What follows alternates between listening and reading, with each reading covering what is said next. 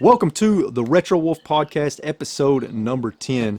And today's guest, I've been very excited to get on the podcast, and that is the author of the Minds Behind the Games series and the founder and editor-in-chief of ReviewFix.com, Patrick Hickey Jr. How you doing today, Pat? Doing very good, Matt. Thank you for having me on. It's an honor. Yeah, man. Thank you for joining the podcast. No I'm problem. glad that you reached out because so far all of my guests have been like fellow YouTubers and people that are in filmmaking. So it's nice to get a guest that has like a background in journalism and runs a website and writes books. So nice change of pace for the podcast. So I've been very excited to have you on today. Awesome. And let's just start things off by, if you don't mind, tell the audience a little bit about yourself, whatever you want to say. Sure. So my name is Patrick Hickey Jr. I'm the editor-in-chief of ReviewFix.com and the founder. I am the assistant director of the journalism program at Kingsborough Community College. I've been there for about 15 years. I've also been a journalist for a little bit longer. I've written for places like the New York Daily News, Examiner, Old School Gamer, the New York Times, Syracuse Post-Standard, NBC, where I was an editor for a couple of years, covered 3 Super Bowls, 2 Olympic Games, 2 presidential elections, so like lots of cool stuff. That kind of like led into me focusing more on, after I was at like NBC and all these other places, like I realized I was working really hard for other people, and I felt like it was time for me to write stuff that I was super proud of, something that I could kind of take ownership of. And my wife was about to give birth to our first child. So I was like, you know what? I'm going to start writing books. Well, start writing a book. Mm-hmm. And that first book was The Minds Behind the Games. And right here, there you go. Nice. And the book did super well. And I was going to do a sequel. And my publisher said no, because I showed them that I had like 43 games for the sequel. The first book has 36, so I was like, it's going to be like super better than the first book, blah, blah, blah. And they looked at the title list and they were like, you're dumb. Like, you're a professor, but you're dumb. This is like a series. Like, we could brand this. You could do the Minds Behind the Adventure games, sports, this, that. And I'm just like, no, that's not what I want to do. And my wife was like, stupid. This is a great idea. So I was like, all right. So now actually, Minds Behind the Sports Games is available now. It like literally just came out like 2 days ago. So nice. This is the first podcast that I've done since it came out. So I'll give you guys some exclusive stuff later. Hell yeah. But the Minds Behind the Shooter Games comes out either the end of this year or early next year. So that would be book 4. And then I'm currently wrapping up the Minds Behind the Sega Genesis games. And I'm like 3/4 of the way done of the Minds Behind Sony PlayStation games, which is the original PS1, that little sexy bad boy you got right behind you over there. Yeah. So by the end of next year, I'll have 6 books in the series. So I'm super excited about that. Away from that, writing the first book opened up a ton of doors for me. I spoke to tons of game developers, and it got me an opportunity to do writing and editing for a point-and-click horror game called The Padre. Oh, nice. That was like 2 years ago.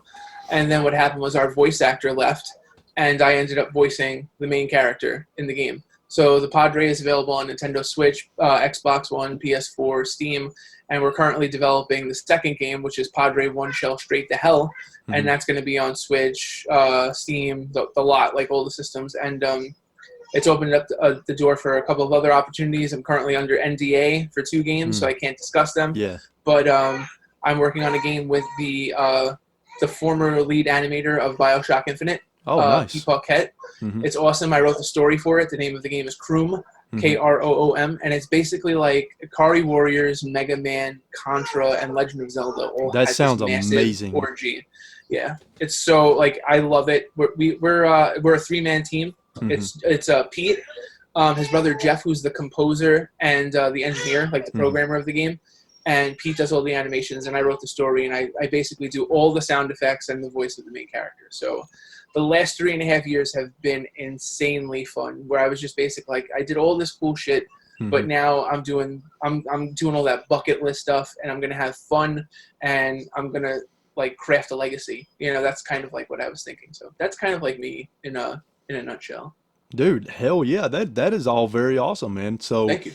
And, something similar is kind of happening to me, as I started the YouTube channel. It's kind of leading me into some other pathways and doorways in life and creating more opportunities. So I totally get that.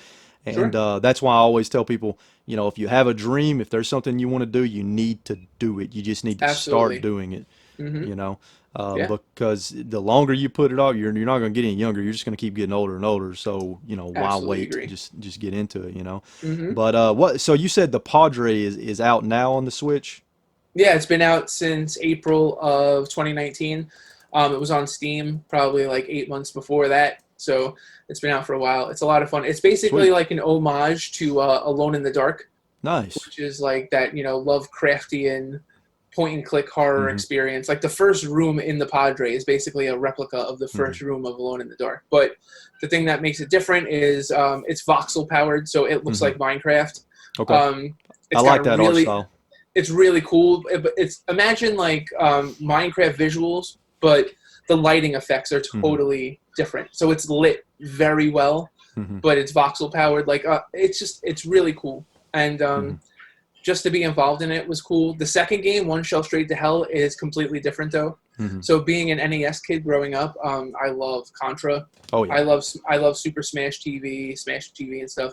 And this is basically like Contra made love with like a tower defense game. That So sounds it's awesome. like you're running through a mansion killing Hmm. zombies and stuff, but there's like a main room that you have to Hmm. protect. And every time you power up, you actually power up like the rooms that you have to protect, like the defense of it. So it's really cool. Cool horror story, but like fast-paced dual stick Hmm. gun gameplay. So it's like the best of both worlds for me. So I'm super proud of that game. That should be on Steam towards the end of the year, Hmm. and then on Switch in 2021. And what was So the name of that one? the Padre One Shell Straight to Hell. Oh, so it's part of the same series. Same Gotcha. series, same. It's the Totally different game. continuation of the story. It's kind of like a prequel to the Hmm. main story. Yeah, so it's really cool. Like, it's nuts. If you would have told me like 2 years ago that I would have people emailing me fan art and like people naming like their usernames on Discord after Hmm. me and like my dog. Yeah. Oh my god, I would be like, what? Like, so it's been super crazy the past couple of years, like doing all this stuff. That's awesome, man. So yeah, so about your book. So what kind of what inspired you to start writing that first book? Oh man, so like I kind of alluded to it already. Like I was 33, and my wife was like 5 months pregnant, and I was just saying to myself, I need to do something that I'm really super proud of. So like I said, I worked at NBC, and like I loved working at NBC. Hmm.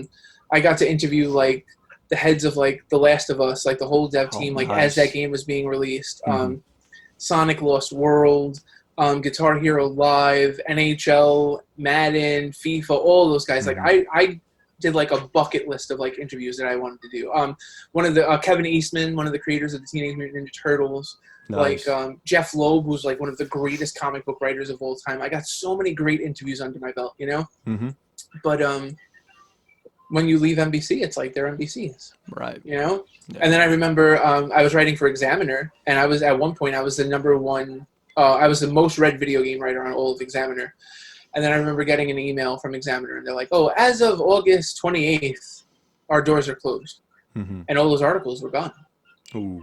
And I interviewed like Jim Ross, Daniel Bryan, Dolph Yeah. Ziggler, Ultimate Warrior, like tons of people. Ultimate Warrior, really? Yeah, That yeah. is awesome. Wow. I've interviewed Ultimate Warrior. I interviewed Yeah. Paul Walker like 2 weeks before he died. Oh wow. Yeah, I've interviewed Philip Seymour Hoffman. Hmm. Done a lot of really cool stuff. But that's all like it's all somebody else's. It's like Patrick Right. Hickey on this site, and it's one of the reasons Yeah. why I started Review Fix. But at the same time, too, I said to myself, what if something happens and Review Fix dies? Hmm. What if I die? My wife's not going to keep paying the bill for Review Fix. Hmm. You know, like Yeah. it's gone. So if you're a writer, the only way you can become like a Highlander and achieve immortality and join the MacLeod clan Hmm. is to publish a book. Exactly. Even if it goes out of print, you could still find it if you really want to. Mhm. You know, I find out of print video game books all the time. It's like a Mhm. hobby of mine, just reading and collecting them. So I was like, you know what, I have to write a book. But I didn't initially get to that I have to write a book point. At first, it was like, I want to do something that's really cool that I'm proud of. So I went to, I told you, I'm the assistant director of the journalism program at Kingsborough Community Mhm. College in Brooklyn, New York. I went to the head of the program and I was like, listen, our program is like getting old. We need to freshen it up. We need to create a multimedia journalism course. Like start teaching these kids how to write for the internet, how to pitch for Yeah. the internet. We got to teach them more digital stuff. And he's like, the director is like, well, who's going to teach you? I'm like, I've taught it at other colleges before. Mm-hmm. I can write up all the syllabi, everything. Mm-hmm. I can do this. And I thought this was going to be like my thing. Mm-hmm. No, that's okay. So it was just like, okay. So then it was just like snap. I was like, well, you know what? I'm going to write a book. Mm-hmm. And his answer was, then go write a book. And that was on October 31st, 2016. I'll never Mm-hmm. forget it. And Halloween's kind of big in my family. Mm-hmm. We decorate the whole house. Like, people come from all over the neighborhood to see the house. Like, That's it's cool. crazy. And, like, we have, like, hundreds of trick-or-treaters and stuff. And when it was all finished, I went in my man cave, and you've seen it on Instagram and stuff like Mm-hmm. that. And I'm just sitting in there, and I'm just like, I got to write something. Mm-hmm. And I'm surrounded by games, you know? And I just started picking games out. You know, Toe Jam and Earl, King's Bounty, Wonder Boy and Monsterland, Mutant League Football, and E.T. And I'm just like, I know the people that created these games. Mm-hmm. These stories need to be told. This would be really cool. And I've read, like, Brett Weiss's work before. I'm not sure if you've ever heard of Brett Weiss before. I've heard the name. What's some of the books that? So he's done, like, the 100 greatest games, like 1978 to 1988. Oh, yeah, stuff like okay. that. He's Yep. amazing. So he wrote the foreword to the first book. He wrote the Mhm. foreword to this, and I'll tell that story later. But I love his style of writing. It's tight. It's concise. He's a pro. Like, really, like, no filler. It's like all killer, no filler. Yeah. But it's like, I'm like, I don't want to rip that off. I don't want to do, like, my 100 greatest games. It's like, that's been done before. Who gives a shit? You Right. know? So being at NBC and being a journalist, having my master's degree in journalism, teaching journalism for over a decade, I love to do interviews. I love to just sit down with somebody and just have a really long, cool, life-changing conversation, you know? So I'm like, so what if I interview these developers? And I make each chapter about their involvement in the game. Yeah. And I was just like, all right, so I'm going to email those people that I pulled out their games. So it was like 6 or 7 guys, and I'm like, if half of them get back to me, I'll have enough to pitch a book to somebody. So within a week, all 7 got back to me. That's awesome. And then by Thanksgiving, which is less than a month later, 3.5 weeks later, I had all 7 chapters written, and I polished the shit out of them, and I'm super proud of them. And what happens at Thanksgiving? Everybody eats, and then everyone falls asleep, right? What is it, the tryptophan in the turkey, you know? Yep. So my wife now is like 6 months pregnant. So she's laying on the couch, and she's sleeping. She's super tired. I felt so bad. Got the laptop on my lap. I'm like, you know what? Fuck it. I start pitching publishers. Yeah. 3 days later, McFarlane got back to me, and they were like, we love what you sent us. However, if all of the chapters are this length, you're going to need like 25 games. And I'm like, oh my God, that's a lot of work.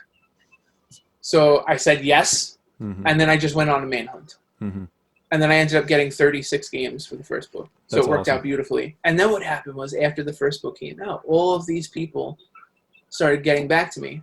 So, like, one of my favorite chapters in the Minds Behind the Shooter games, which is coming out later this year, is Loaded on PS1.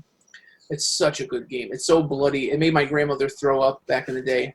She watched me play it, and she, like, threw up through her hands. That's so crazy. Bloody. It was great. I'll never forget that game just because of that, you know? And the artist on the game, Greg Staples, got back to me. And he was like, oh, I'd love to talk to you. And I was kind of like, well, the book came out already.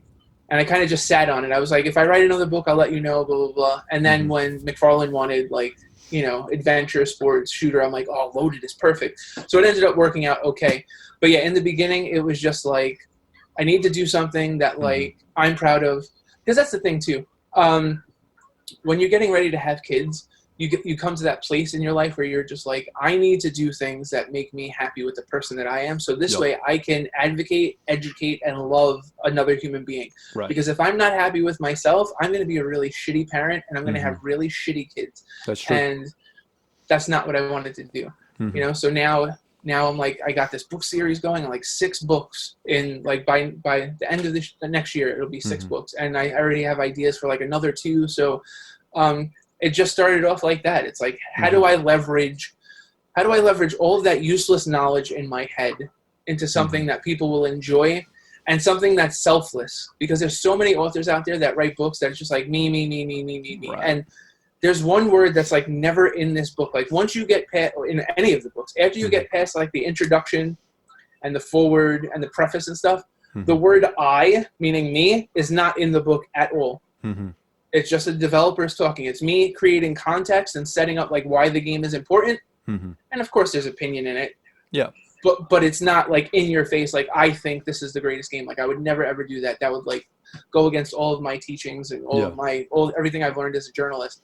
But it's as selfless a look into the development of these games as humanly possible by me. So that's how it kind of all started. Nice. Yeah, and I noticed that as I've been reading. 'Cause I've been reading the adventure book, and loving it so far. Yep, that's the one. As a matter of fact, I just finished the chapter on Conker's Bad Fur Day, which is one of my favorite Nintendo 64 games. I have so many fond memories of that game. Love that game so much. So it was really fascinating to read some of the stories behind that game, and I'm about to move on to the Conker Live and Reloaded chapter. Oh, it's so crazy how that all turned out too. Yeah. Because I was just supposed to do Conker's Bad Fur Day, and we just ended up having Chris Seaver and I ended up just having this really crazy long conversation, and I was just like, you know what, fuck it, I'm gonna do both. Nice. And he's such a cool, down to earth guy, and you could tell he's just like he says it how it is. Right. How he feels, he's gonna tell you. So like. Yeah. When you get to Live and Reloaded, you're going to find out that he is not a fan of Microsoft. Nice. Yeah. And how they handled the game and everything involved in that game. He was just not. Didn't they I haven't got to the chapter yet, like I said, but didn't they censor some stuff in the Live and Reloaded version? See, that that makes me not want to play it right there. Yeah. Cuz I want to play the game as it was originally meant to be played, you know. His vision too for the sequel, spin-off, remastered, was to be a lot more. Oh, and it ends up being like a combination of like the sequel that they had in mind and obviously the remastered version of it. So it's an interesting story, you know? Yeah. So it's funny though, because it's like 4 or 5 years ago, if you would have told me that I would have been talking to Chris Seaver, I would have been like, yeah, okay. Yeah. But these developers are amazing. They're amazing people, and they want their stories told. And I think that's a big problem with gamers. It's like if I ask you who wrote Romeo and Juliet, Shakespeare, duh. Right. If I ask you who sings, For Whom the Bells Toll, it's like Metallica, duh, Who directed Inception, Christopher Nolan, super easy, But it's like if I ask you who created Grand Theft Auto, you say Rockstar. Yeah. But Rockstar published the game. Right. They didn't develop it. Right. And then who on the development team had the original idea? So it's like I talk to people all the time, streamers and YouTubers and stuff, and people that profess that they know everything there is to know about gaming. No. And like I'll throw questions on my Instagram. What do you think of this developer? And they'll go, oh, I thought that they were a publisher. Or I'll say, what's the best first-party game? And they'll go, what's a first-party game? So it's like people play these games for hundreds of hours, but they know so little about the history of it. And that's like one of my goals. I love games. I love playing games, but I'm dedicated in preserving the history of the medium. Because, I mean, it's the fastest growing form of pop culture in the entire world. During this entire COVID thing, Hollywood stopped. Theater stopped. Music is still going strong, but indie music is a lot stronger than, big label music because these guys can't tour, and that's how they make all of their money. Right. So you don't see a lot of these guys going out and making new music because they're like, I'm not going to put it on Spotify where people can get it for free. I want to tour, and they can't tour. But video games are killing it. Oh, yeah. Like 20 years from now, I'm going to still remember playing Animal Crossing like crazy and Outer Worlds on Switch like crazy because I had nothing else to do. Which one? Outer Worlds. I love Outer Worlds. Fantastic game. All the Obsidian games and Fallout 3 and New Vegas, those are my jams. Yep. Yep. But it's like video games, the industry deserves this, and the people that are involved in the video game industry are so special, and they deserve this. These are like invisible people. Like you could be in Starbucks, standing next to somebody. It's like I have conversations with people all the time, and I've only worked on 5 or 6 indie games, but like it's happened to me a couple of times where people were talking about video games, and then I said, "Well, do you have any idea what you're talking about?" And they're like, "Well, yeah, it should be easy to do." And I'm like, "No, it's not." And they're like, "Well, how would you know?" And I'm like, because I've done bug reports on games before, and it's not fun. And they're like, "Oh, what games have you worked on?" And then I'm like, I tell them, "Oh, well, I never heard of it." I'm like, "There's hundreds of thousands of games. Right. Of course, you're not going to know of a game. I love that. Every day when I wake up, I go on Moby Games and I try and find like the weirdest box art and find like I didn't know this game existed because that's the difference. Like a journalist will say, you know what, I don't know everything.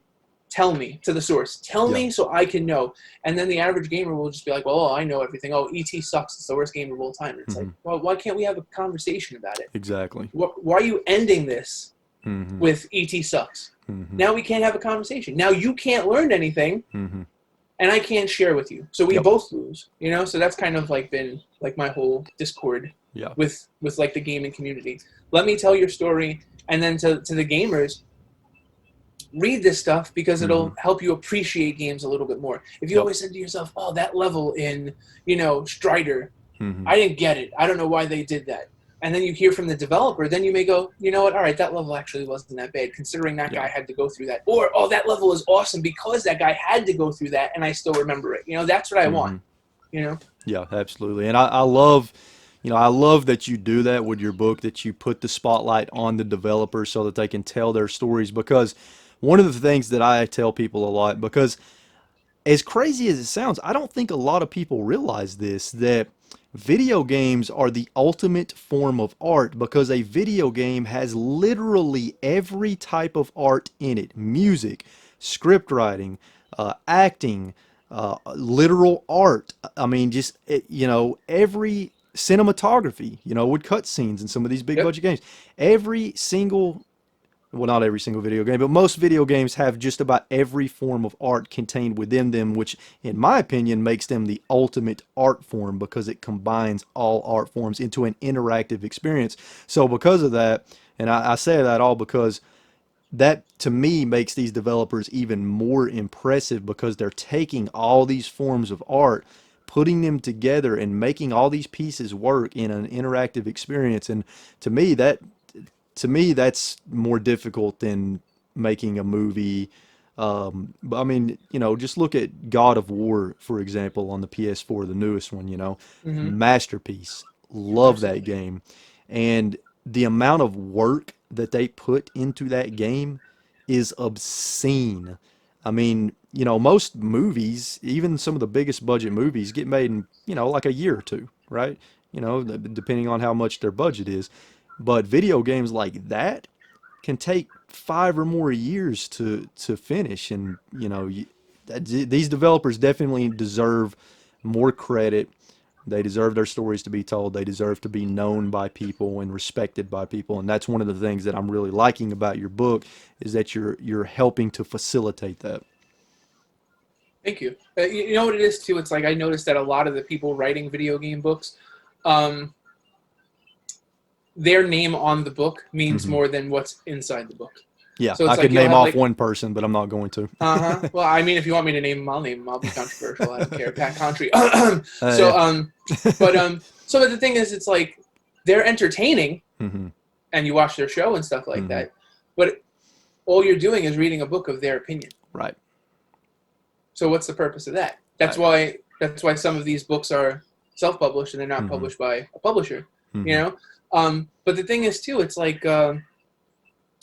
these are some of the smartest, hardworking people you'll ever meet in your entire life. Like, for the Atari 2600 era, like, during the height of the Atari 2600, there's probably only like 100 people in the entire world that could do what these people were doing. Yeah. Like, we think of 4K, like, if I fart into the microphone right now, if I just go, that sound is probably like 10K.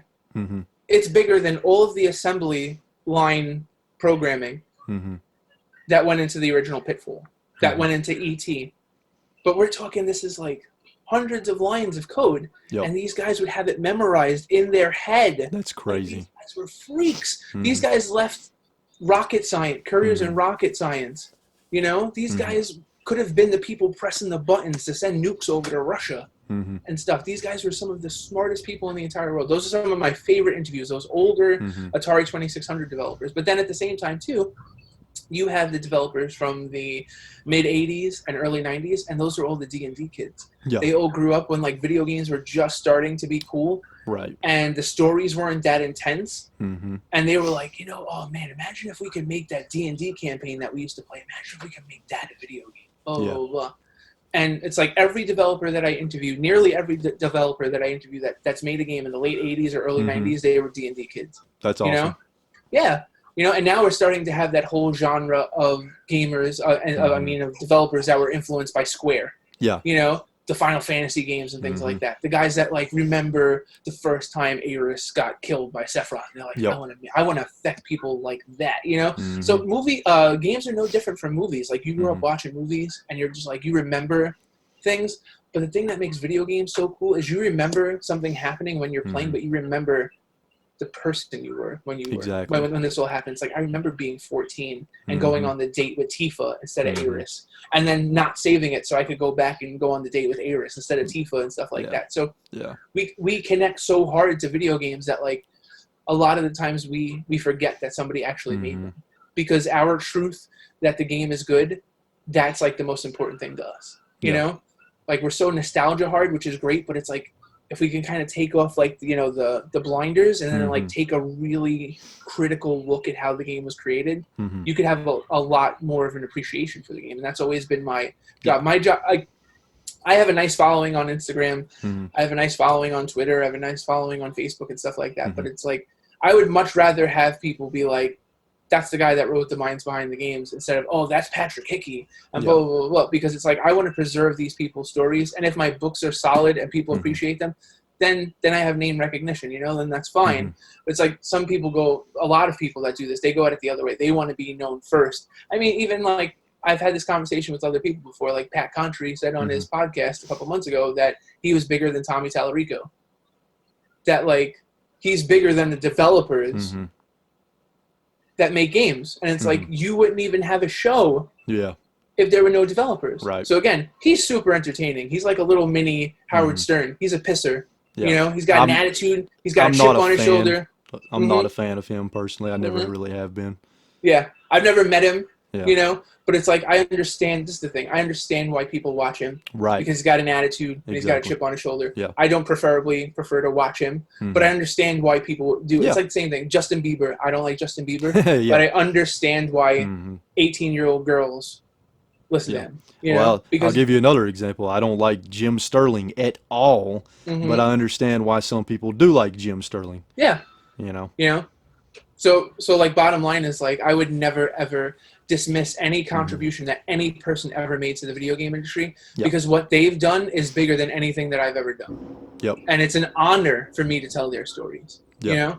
So that's something, even though like now I have a Moby Games profile because I've done editing on a couple of games and I've done voice on a couple of games, and I'm going to continue to do stuff. But I mean, I'm not a programmer. You know, I'm a voice actor, I'm a writer and stuff like that. So like, those guys have a completely different skill set than I do, and I appreciate them, and I want to tell their story. So I think that's what makes me different from some of the other people that are out there. Yeah, very cool, man. Yeah, I'm actually getting into programming right now because I do have a goal in life. One of my goals in life is to develop an indie game, and I've got 3 indie game ideas in my head. So eventually I'm going to get started on that process. Right now I'm focusing more on some filmmaking projects, but eventually I'm going to start diving into some game development as well. But yeah, and I can clearly see that you're very passionate about this. Like, the passion is coming out of my screen right now, and I love that. I love to see that kind of passion, because people that are passionate about what they do, in my opinion, people that are passionate about what they do, they're going to put out a better product than people that are not passionate about what they do. I mean, that's just with anything, you know, that's going to be the case. You have to have the passion, and I love to see that passion. And another thing that I like about your books, I like how you structured them. I like the fact that each chapter is focused on a different game and developer, because that makes it to where the reader, you know, if there's like a particular game, which I think people should read the entire book, but it enables the reader to be able to jump around to different chapters if they want to. You know, if they see, like when I saw a chapter on West of Loathing, I'm like, I got to read that immediately because I love West of Loathing. Great writing. Yes, fantastic game. And then, you know, Monster Boy and the Cursed Kingdom, that's another one that I jumped straight to because it's one of my favorite indie games. So, same here. Love those guys. So was that the intention when you structured the book that way? Absolutely, because I remember when I was in graduate school, I was taking an arts and entertainment critique class, and it was like we just wrote entertainment pieces the entire class. It was great. But I remember the first day the professor asked us this highfalutin question, and he was just like, where do you want people to read your stuff? Yeah. And one woman is just like, in the Oval Office. And another guy is like, on Air Force One.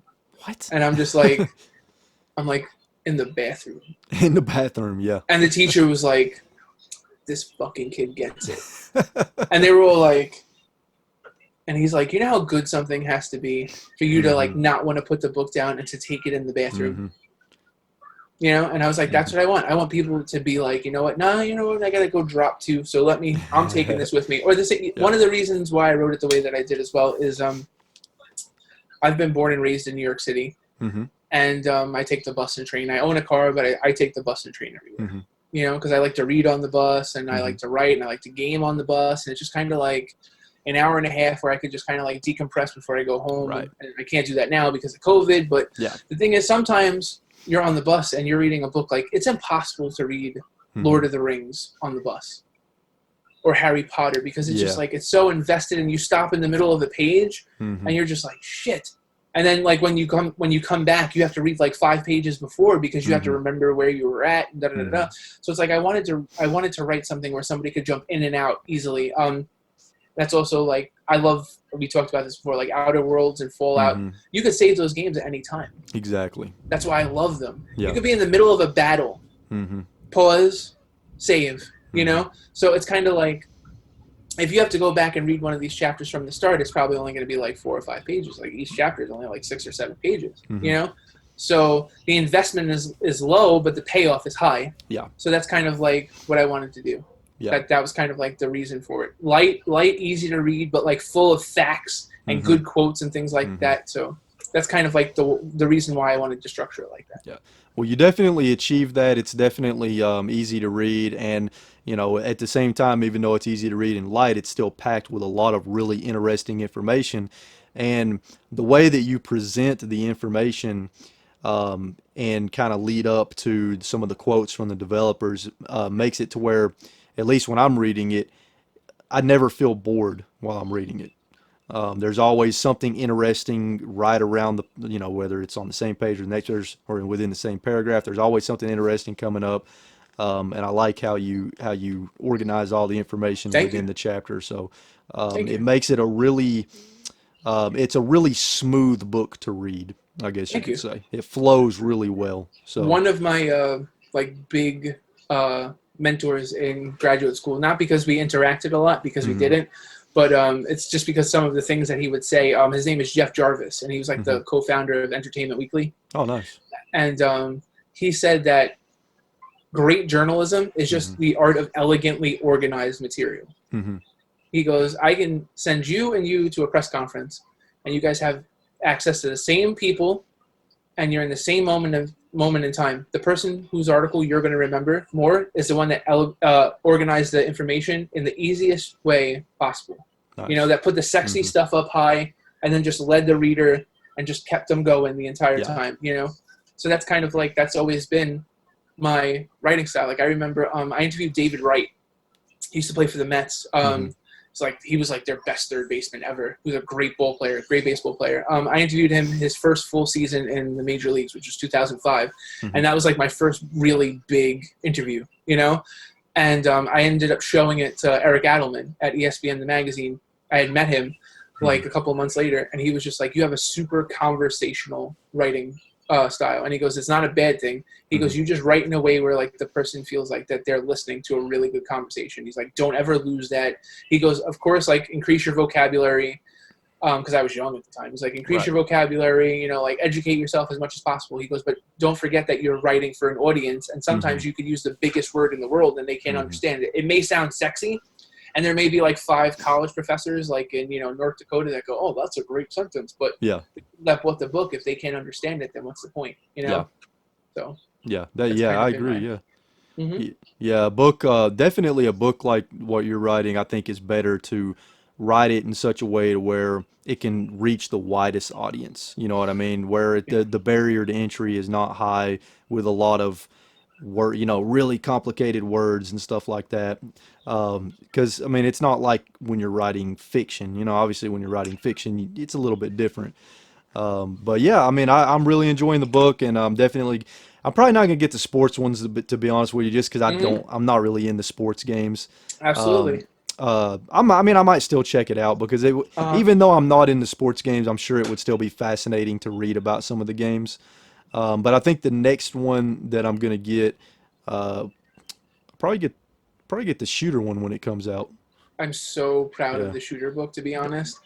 It's like the first book, just me getting the book out was kind of Mhm. like, yeah, Mhm. wow, I wrote a book. Yeah. Oh, yeah, you know. And then the second book, I kind of said to myself, adventure is so broad, It is. you know. And Yeah. that's the reason why I put like Parappa the Rapper in there, because Mhm. even though it's a rhythm game, it's like Mhm.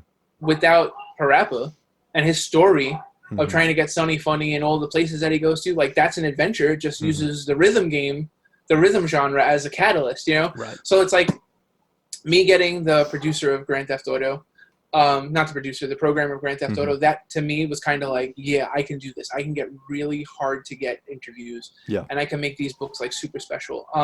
The sports book, I mean, I have like the EA, like the founders of EA in there Mhm. telling stories that have not been told anywhere else. So it's just like somebody was just watching Level Up the Mhm. other day on Netflix, and they told me that they watched the Madden episode the other day, and they were telling me what was in it, and I was just Mhm. like, yeah, but the chapter in my book is a lot better, you know, Yeah. Yeah. because I haven't seen that episode yet. I love Level Up so far; it's freaking Mhm. great. But the shooter book, the shooting genre is probably like my least favorite genre. I'm more Mhm. of a sports and like Fallout, Yeah. Champions of Norath, you know, Yep. like that Baldur's Gate, like those are my jams. That's Mhm. Pokemon. Mhm. That's like kind of like what I play. Like RPGs that I could Mhm. play for 2 hours on the bus. Yep. So I wasn't necessarily that big of a fan of first person shooters, third person Mhm. shooters. Arcade shooters I like Yeah. Galaga, Galaxian. Yep. But I'm like, it's such a big market and there's so many people that love them. I'm like, I have to Mhm. do a shooter book. And Mhm. what just ended up happening was it just cascaded. And Mhm. it was just like, I got one of the developers on Metroid Prime. I Oh, got one of the nice. developers from Halo 3, Mhm. Soldier of Fortune, Mhm. Wolfenstein. So it was just like, I started getting super excited about this book. Mhm. And I'm like, I'm not even that big of a fan of the genre. Medal of Honor, you Mhm. know? And I'm just like, it has the most games of any book that I've done so far. So it has Mhm. 39 games, the shooter book. Wow. So it's the biggest one. It's the most badass one. Yeah. Gears of War, Mhm. Call of Duty Modern Warfare, the Mhm. one that just came out. I spoke to the narrative director. Nice. So it was just like, it has classic shooters. Mhm. Chiller is in it.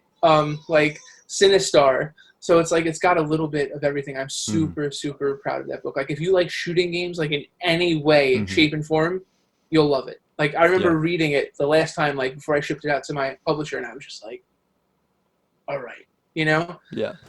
So, because it was just like on my Facebook page, I would say, I'm doing a shooting book, Mhm. a shooter book. Tell me some games that you would like to read about. And people were Mhm. naming games. I'm like, got it, got it, got it. Did it in the first book. Mhm. Got it, got it, got it. So I was just like, yeah. So now I try and do that with every single book. Like the Genesis book, I have Sonic 2 in there. Mhm. I have Vector Man. You know, like I have some like classics because that's the whole thing. If somebody buys the minds behind the, the RPGs or whatever, Mhm. and like Final Fantasy VII isn't in there, you've got some explaining to do. Yeah.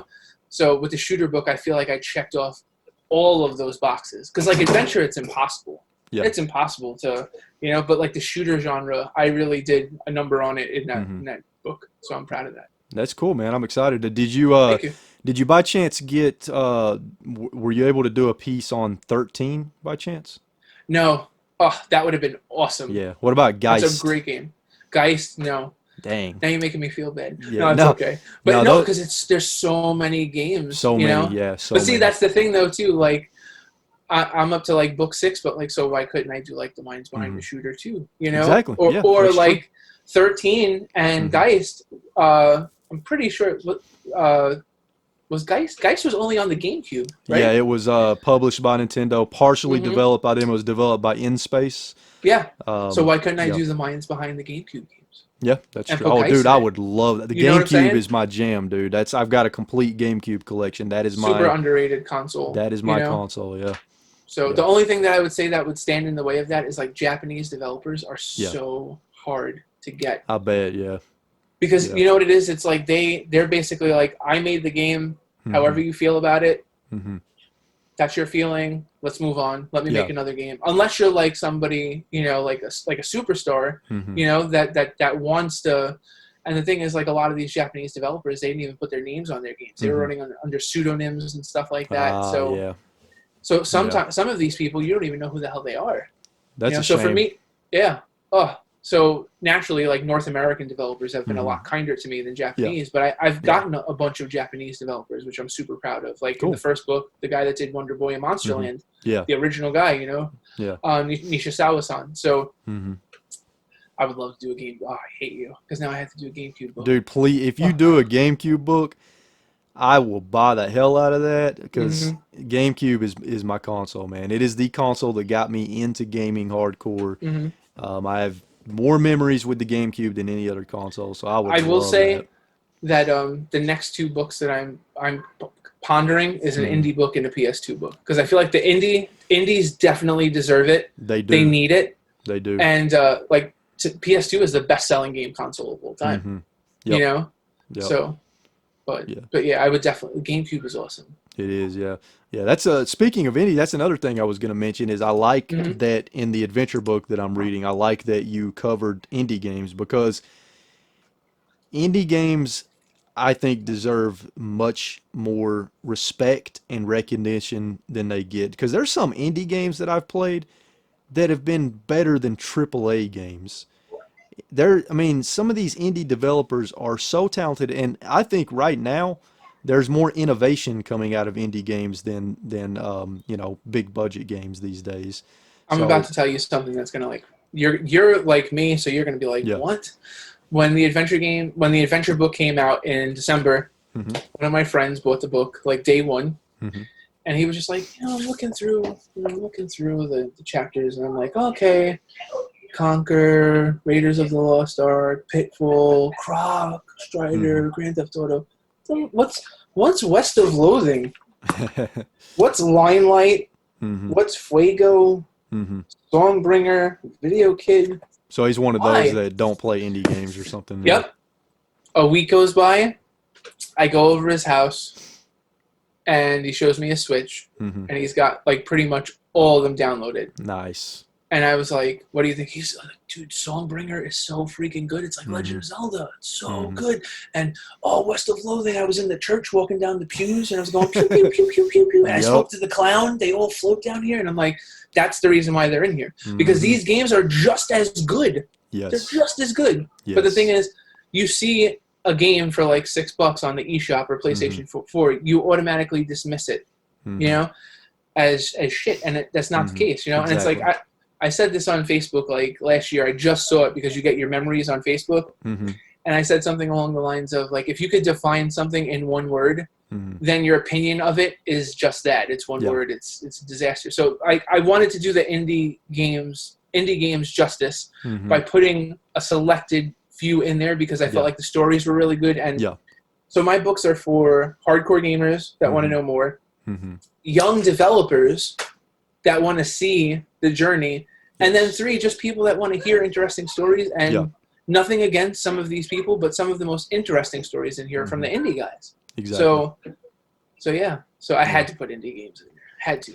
So one of my pet peeves, and really just quite frankly fucking pisses me off, is the people out there that say indie games are not real games. Like, what the hell are you even talking about? Oh yeah. Like, it just drives me insane.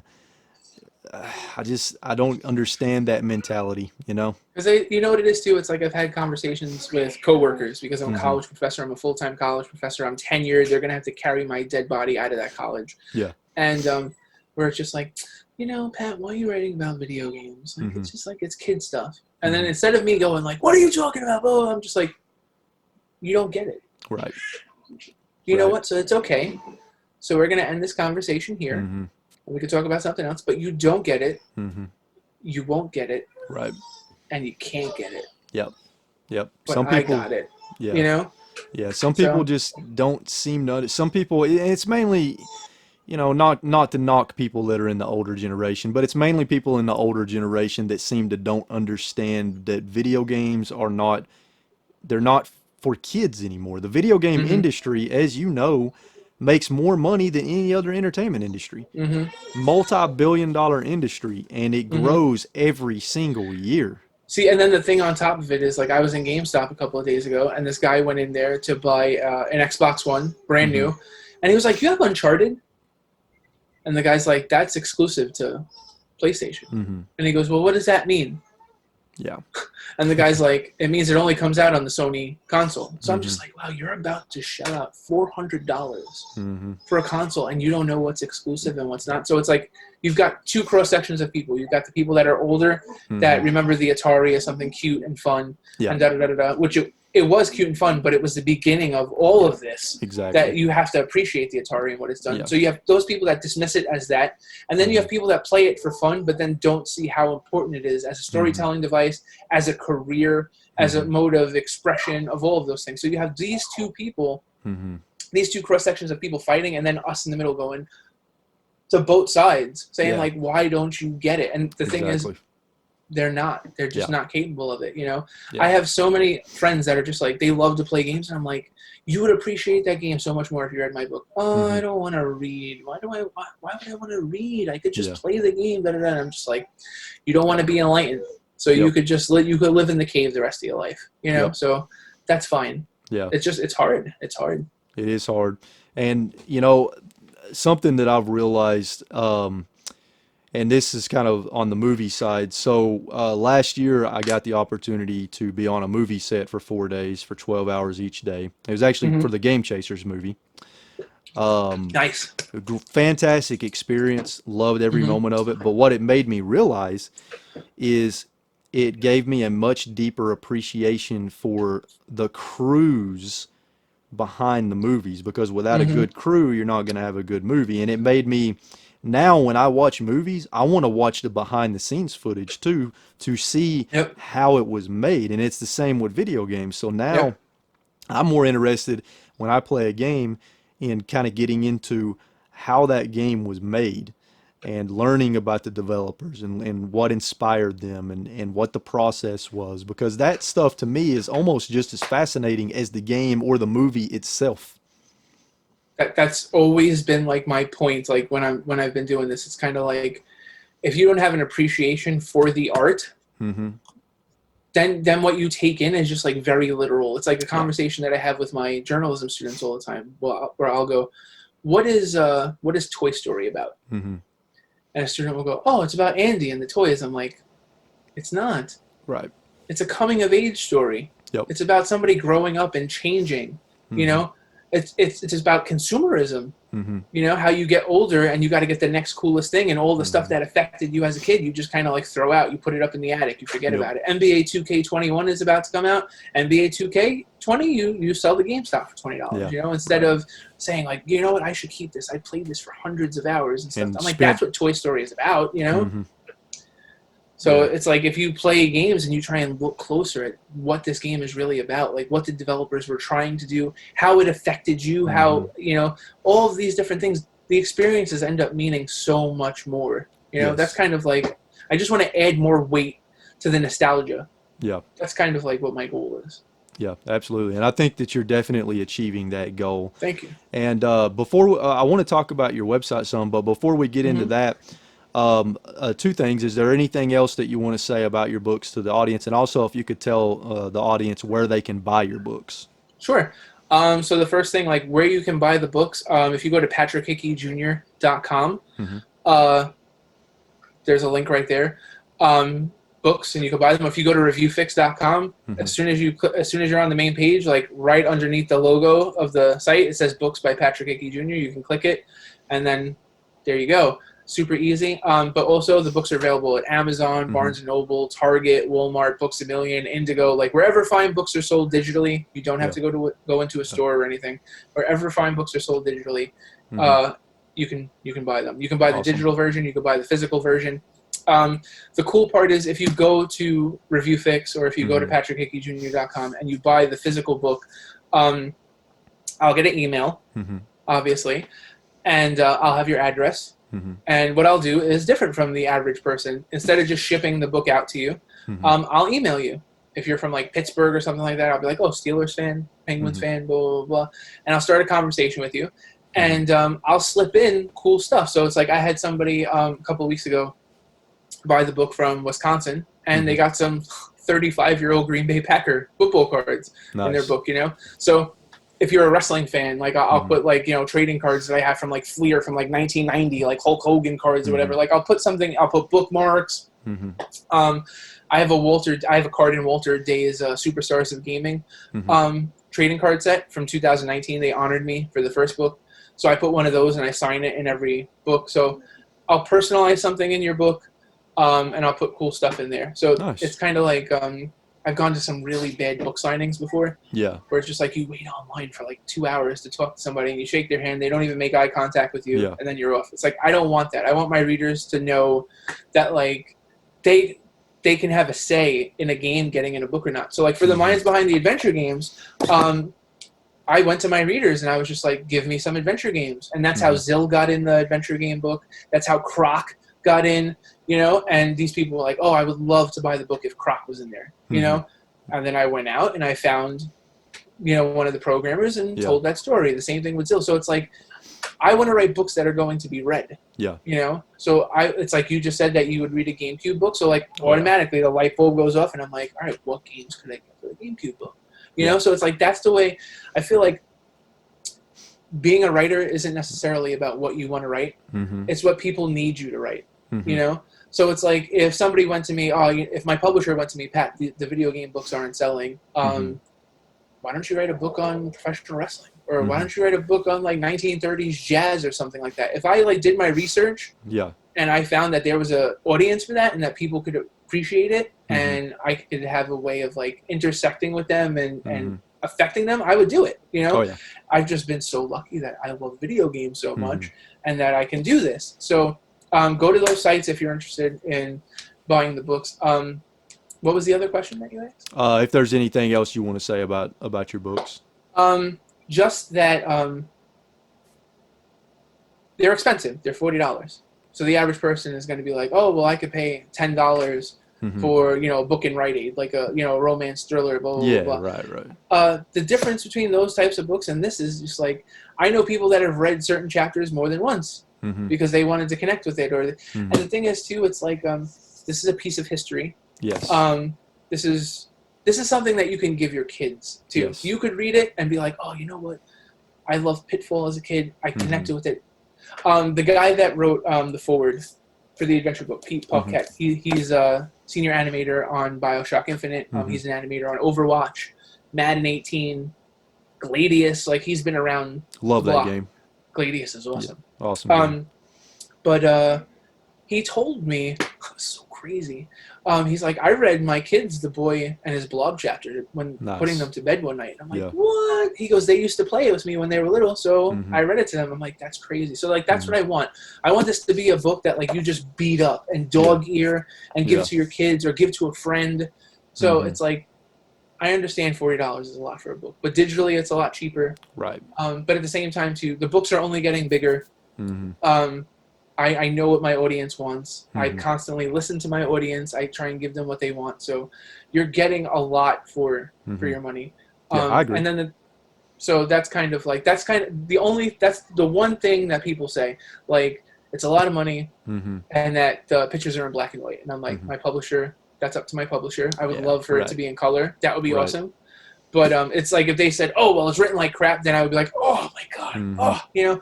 But it's just like and even the price, like as a writer, I don't make the price, you know? So I submit the manuscript to my publisher and they set a price. It's like if I self-published it, would it be cheaper? I don't know. You know, but I will say that like a lot of time and energy goes into not only writing the chapter, because that takes time, but researching, which means playing the game, watching videos of people playing the game, reading other interviews, then actually writing it, then editing it, then getting photos, getting permissions. It's like it's super time consuming, you know. So it's just like that. Those are kind of the things that I would want you guys to know, that like this is a lot of work and it's not easy. But it's so much fun. Like when I see another review on Amazon or Goodreads or something like that, I'm just like, I feel like I'm doing what I feel like I was meant to do. So that's awesome. For all the people that have read or continue to read, or I mean, people share selfies of themselves with the book on Instagram like all the time. It makes me so freaking happy. That's awesome. You know, because that's what I want. You know, I want people to to connect with it. So to Mhm. all those people, thank you so much. And Mhm. the one thing that I will say, the last thing I'll say about that is, do not be scared to connect with me. Yeah. I'm super vocal. Like, I reached out to you. I Mhm. reach out to other podcasters. I have other podcasters reach out to me, and they're like, Mhm. oh, like I had a guy from South Africa like 3 weeks Mhm. ago. Oh, you're such a big deal, blah, blah, blah. And I'm like, what? Mhm. No. Like, he messaged me, and he only had like 55 followers on Yeah. Instagram. He's like, could I do a live interview with you? I'm like, sure, Yeah. when? And he's like, really? I'm like, yeah. Like, That's awesome. I want as many people to know about this as Mhm. possible. So I'm not one of those people that is like hung up on my own ego and Yeah, stuff. yeah. No, like, I want to have conversations about games. I want to get Mhm. super nerdy with you Yes. about games. So, Yes. so yeah. Absolutely awesome. And Mm-hmm. one thing you said, I just wanted to touch on you when you mentioned the research. I can definitely relate because I mean, even whenever I make a YouTube video that requires research, that research part can sometimes be very time consuming, and that's just Yeah. for a 10 to 20-minute video. You're writing a book, so the amount of research you have to do is 100 times more than that. So I can't even imagine how much time you put into the research. And It's like the Night Trap chapter in the yeah, first book. I listened to 8 hours of Senate congressional hearings about like woo, the yeah, formation of like the yeah, video game rating system. hmm, Oh my god, hmm, And then like for the shooter book, a game like One, hmm, the game One on PS1. hmm, I remember writing the chapter, and I got good quotes from the developer, but I felt like the chapter was like really short. I'm like, it needed something else, and I'm like, hmm, I remember the ending of that game. And I'm like, I did like a Google search, ending for One, and I wanted to see if somebody like transcribed it. yeah, Nobody did. So I was just like, all right. So I had to listen yeah, to the end, and I'm just like pausing it and typing out the whole thing hmm, because there's not a lot of story in that game, but the hmm, story that's in it is really good. hmm, So I wanted to kind of capture like the flavor of the game by putting a hmm, quote from the actual ending in the game. So I did, but like just to type it all up, hmm, it was like an 8-minute ending, but to listen to it and get every word right and make sure that it was perfect, I mean, it yeah, took like an hour and a half. And that's just yeah, like one tiny piece of the chapter. So exactly. it's a lot. It's a lot, and I have a great wife Hmm, that puts up with it, and I have two awesome kids that like my daughter's 3, and she hmm, she loves, like, she's in the adventure book. There's a picture or two hmm, of her in there, and she loves it. And my son's only 3 months, but like hmm. he's gonna be a gamer. Like, Oh he doesn't yeah, have a choice, yeah, So yeah, it's cool. It's yeah, like that's what I want. I want my daughter and my son to be like, you know what? Yeah, your dad plays video games after work. So does my hmm, dad, but my dad writes books about them. Like, that's exactly, kind yeah, of like that's my goal. yeah. Awesome, man. And I will leave a link to the websites he mentioned and his social media in the description down below. So just go down below the video when you're done with the podcast and check out those websites and go follow Pat on social media. He has I'm not following you on Twitter. I need to follow you on Twitter. But on Instagram, he posts a lot of really cool stuff. He does videos on Instagram and everything else. So definitely recommend checking that out. Thank you. So, but yeah, and then I wanted to thank you for doing your part in preserving video game history because it is Thank you. important. It is important. It's an overlooked piece of entertainment history that needs to be preserved more than it is. So definitely kudos to you for doing your part in preserving that history. So, Thank you, man. Means a um, ton coming from you. yeah, yeah, man, absolutely. So, how about your website, reviewfix.com? What's your website all about? So, probably like 11 years ago, I was at the like tail end of a relationship Mm-hmm. where I was with someone. I was with a female for like 5.5 years, and like Mm-hmm. kind of like, we're not going to get married. Yeah. This isn't going to happen. Yeah. And I was covering minor league baseball, minor league hockey, and I was making like $50 an article, and I was busting Mm-hmm. my ass. And I was just like, I need something that's more like my own. I need Mm-hmm. to write stuff that I care about more. And I love covering sports. Like, I Mm-hmm. love reporting sports, but I was doing a lot of community journalism and a lot of like other stuff that I didn't want to do just to like, put food on the table. And I was like, I wonder if I could start an entertainment website Mm-hmm. and have it just be like reviews of comic books, video games, professional wrestling, theater, food. Used to have Yeah. food a long time ago on the site. And I ended up taking like 150 articles that I wrote for the college newspapers that I had written for, Mm-hmm. and using that as like a test case. I put them all up Mm-hmm. on the web because they weren't on the web. And I had coworkers and friends going, dude, your site's pretty cool. Can I write for it? And I was like, yeah. So then it got to the point where like we've published over 500 people Oh, wow. on the site, and I have probably about a dozen or so. Before COVID, I had like 30 people writing for me. Now I probably have about 12 to 15 people writing for me, and we cover a lot of indie stuff, indie music, indie video games, professional wrestling, and it's just a lot of fun. And you know, there's some ads on the site, so like it pays for itself, and it's just it's another like little piece of my legacy. You know, that like I have students that journalism students that were like, oh, I need a summer internship, and I would be like, all right, and I would send them to theater festivals and film festivals, and or Donna Lynn Washington, she's my comic books editor for the site. She just published her first book like 3 months ago. Nice. And when I started the site 10 years ago, she had never written before, and I had just looked at her and I'm just like, you're like one of the smartest people I've ever met in my entire life.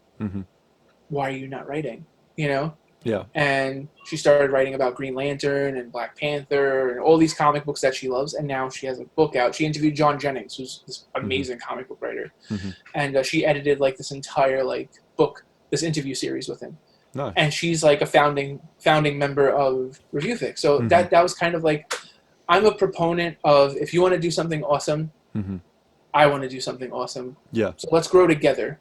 Yep. You know, it would be so easy for me, and I've done this before. When I first started with the first book, I reached out to a lot of people that were a lot bigger than me. And I'm like, listen, I really would love to come on your show, or I would love to talk to you about this. And they just completely ignored me. Yeah. And a lot of those people have come back to me in the past year, like, oh, can you come on the show? Blah, blah, blah. And I tell them flat out, I'm like, listen, I'll come on your show, but do you not remember, like, I emailed you? Oh, yeah, but we didn't know how it was going to work out. Blah, blah, blah. I'm like, you didn't invest in me. Yeah. You know? So my whole thing is, it's like, ReviewFix was my way of investing in myself and investing in other people, investing in young writers. So, like, I'll tell you this flat off the bat. Like, when I interviewed for NBC, NBC was like, oh, well, we need somebody that can write 3 or 4 articles a day. Yeah. And edit and do this and do that. I'm like, I already do that. And they're like, what are you talking about? And I showed them ReviewFix, and they're like, you do all this? I'm like, I edit everything on this site. I run this site. I do everything. And they're like, well, you're going to continue to do that while you're here? And I'm like, yeah. And they're like, could you? I'm like, yeah. You know, so it's kind of like some people have like cars in their garage, and every day after work, they go and they mess around with their car. You know, and they make it super pretty and super sexy and stuff. And it's just like with me, every day I throw up 5 articles on ReviewFix every day. You know, and I place another ad, or I do this or I do that. You know, so it's just like it's a piece of me. I have to write every single day. If I don't write something every day, or at least like I'm looking right now at my computer and I have a whole to-do list, and it's like right before this podcast started, I checked you off. So if I don't check off at least 1 or 2 things a day, then I don't sleep until I do. You know? So it's just like ReviewFix is like a really good way of me checking off a box, because like when I write, I'm happy. So if I'm not writing, I can't be that happy. So ReviewFix has like been a way for me to continue to write about the stuff that I care about. And I've done some crazy interviews for ReviewFix. Like I said to you before, I interviewed Paul Walker like 2 weeks before he passed away, and I originally pitched the article to NBC. Yeah. And NBC didn't want it. I was interviewing him about this film called The Hours, and it was like a serious film about like Hurricane Katrina and blah blah blah. Really good fiction film, but really cool. And I interviewed him, and he was great. He was so much fun. Yeah. And then he passed away 2 weeks later. So then, the day he passed away, my editor at NBC was like, "You just interviewed him." I'm like, "Yeah, you didn't want it." And he was just like, they want it now, don't they? They wanted it, yeah, and they took it and they published it and stuff like that, you know. But like Ultimate Warrior, Diamond Dallas Page, like tons of really cool interviews. The guy that wrote Hotel California. Oh, nice. The guitarist in the Eagles. You know, like so many cool bucket list type interviews that I've got to do. The lead singer of who sings Cult of Personality. Oh my God. Crap. I can't think of the name. But that's a great song, though. It's a great song. They're a really good band, super underrated. But like Jim Brewer, I love Jim Brewer. He's hilarious. You know, so like I've done so many cool interviews from ReviewFix, and it was my own creation. It was just like one day I'm like, all right, I'm going to start an entertainment website, and then boom. So yeah, we do a lot more indie stuff now because I feel like after I did the first book, I just realized that like I didn't want to write reviews anymore because I felt like reviews, even though I run a site, I own the site called ReviewFix. Right. I realized that it was just like I'm gonna let the younger people write reviews because I feel like my opinion means so much less than I ever thought that it did. It's like I felt like preserving people's stories by doing interviews and features was so much more important than doing reviews. So we'll let other people write reviews, and I'll do interviews. Yeah. And I'll do interviews of people that might not get interviewed on another site. Right. You know. Or like, because I mean, the way the Padre happened was I found them on Twitter, and I ended up being the first person that interviewed them. That's awesome. And then we started talking, and they were like, "Do you want to play the beta?" And I was like, "Sure." So I started playing the beta, and I realized from the first sentence in the dialogue that they needed me. So the first line in the game is like, "It's been a week since the disappearance of Cardinal Benedictus." So week. W-E-E-K. So they spelled it W-E-A-K. Ooh. Yeah, and I was like, I think English is their second or third language. Yeah, right. So I emailed the guy, and I'm like, what's up? I was asking him some questions. They're from Bulgaria. So I'm like, that makes sense. I was like, all right, so how about this? I'm like, I'm an English professor. I'm an English and journalism professor. How about I edit all the dialogue in your game? And he was just like, well, how much would that cost? And we came up with a price, and I did it. And I'm like, wow, this is my first paying gig in video games. That's awesome. And then the thing was, a couple of weeks went by, and they sent me more. And I was like, oh, so I'm like a member of the team now? And they're like, yeah, like we need you. And then they were getting ready to go to Kickstarter, and they're like, we need you to edit this entire Kickstarter. We need this. This is like no fucking around because we're trying to get money here. This needs to be perfect. So I'm like, okay. Right before we were getting ready to go to Kickstarter, the voice actor left. And they're like, we're screwed. And I'm like, well, to be honest, I didn't like his voice. And they're like, what? I'm like, he sounded like Russell Brand.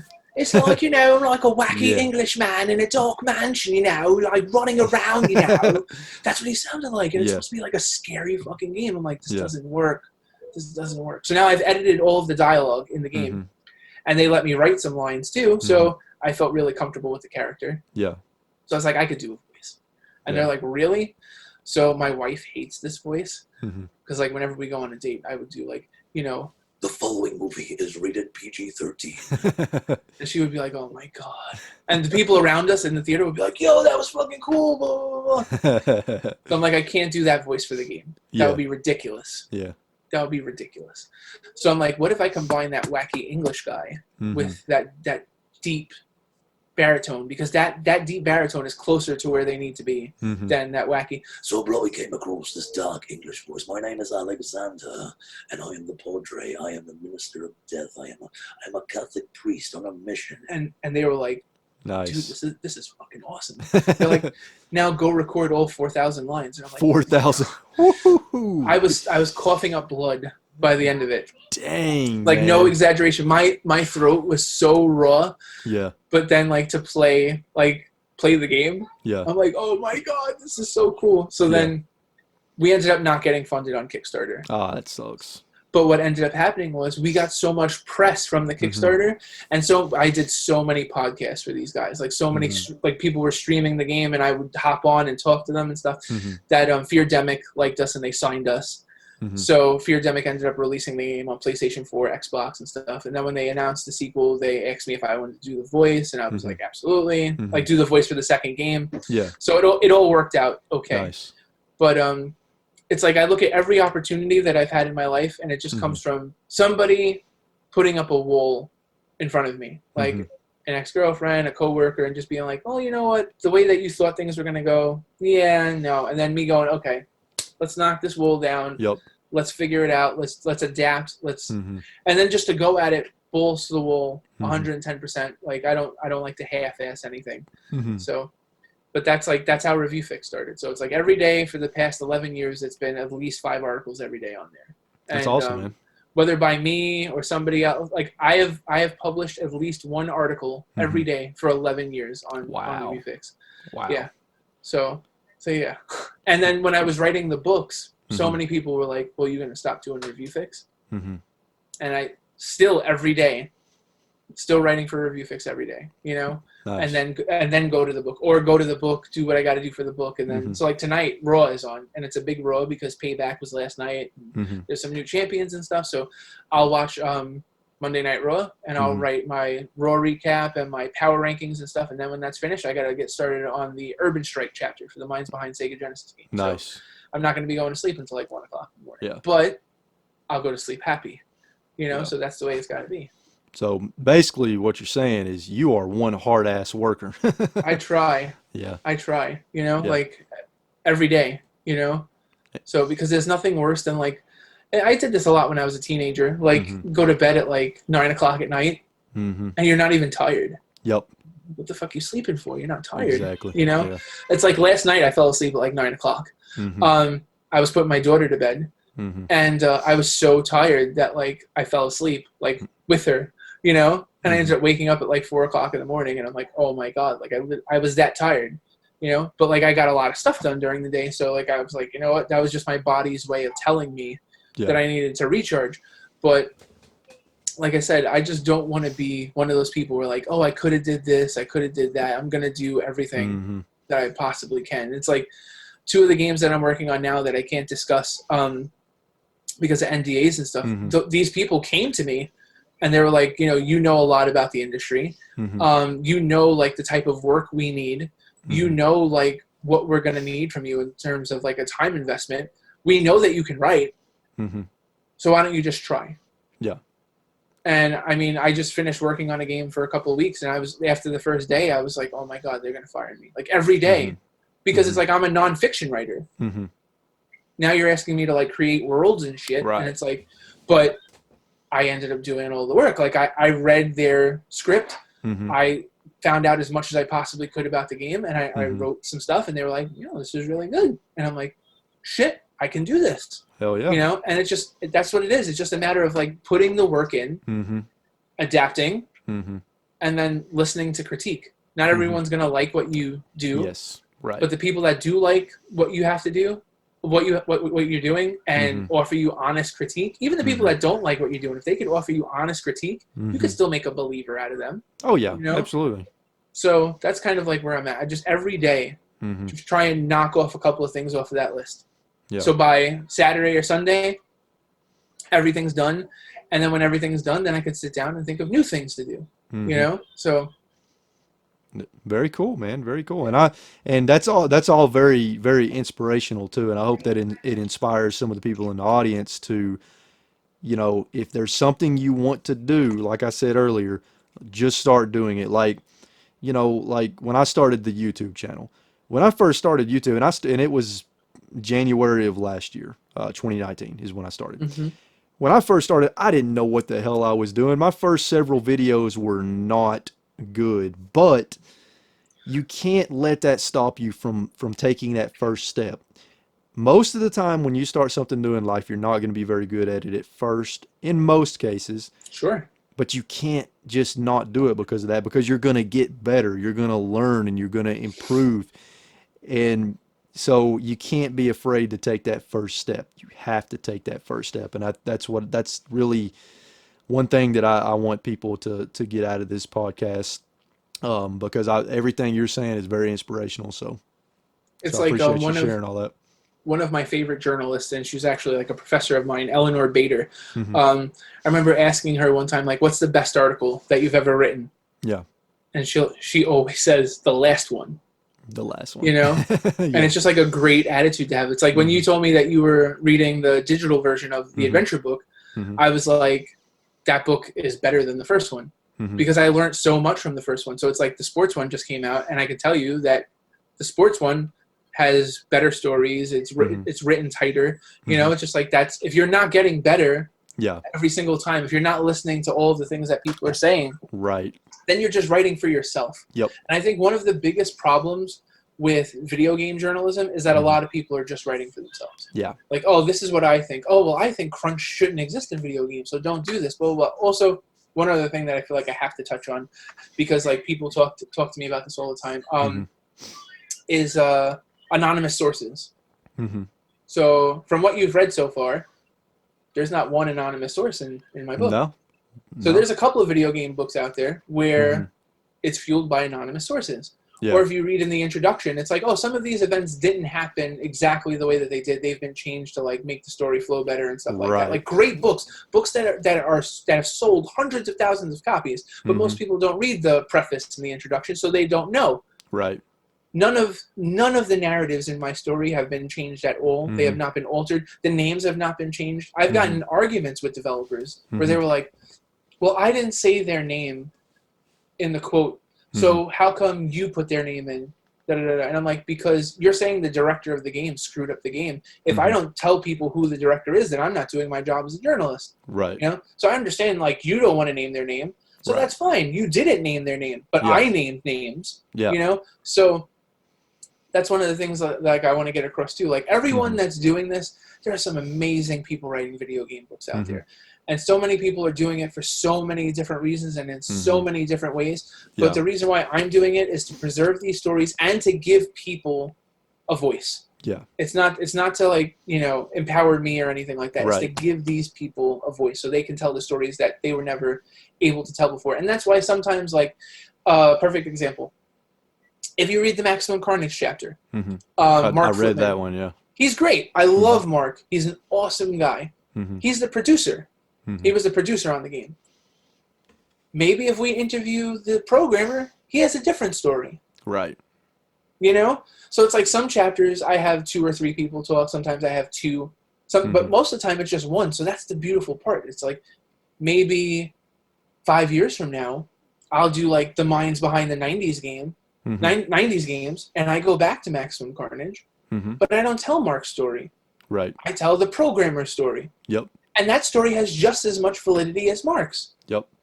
You know, so it's like you could work on a game and have a completely different way of looking at it than somebody else did. And that's the beauty of it. One game could affect so many different people in so many different ways. Exactly. So if you throw anonymous sources in there, you're destroying the whole fabric of history, because that's the thing. If it's anonymous and the person has no accountability, then they can say whatever they want to say. So that's the thing. It's like on the cover of this book, you see this name right here. That name means I stand by every single thing that's in here. And every single thing in here, to my best knowledge, to the best of my ability, is honest, is fair, and is just. If you just have, anonymous. Yeah. It doesn't mean anything, you know? Yep.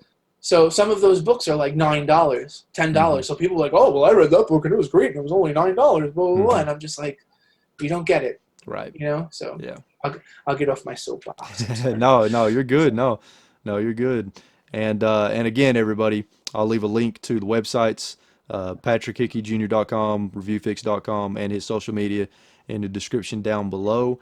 Whether you buy the book paperback or the digital version, I highly recommend checking it out. I'm loving it so far. And the only reason that I bought the digital version first, just to be quite frank with you, is because I didn't know what to expect. So I bought the digital version as sort of a trial run to see if I would like it. Now that I know that I like it, I'm going to be buying the paperback versions because I want to have them physically.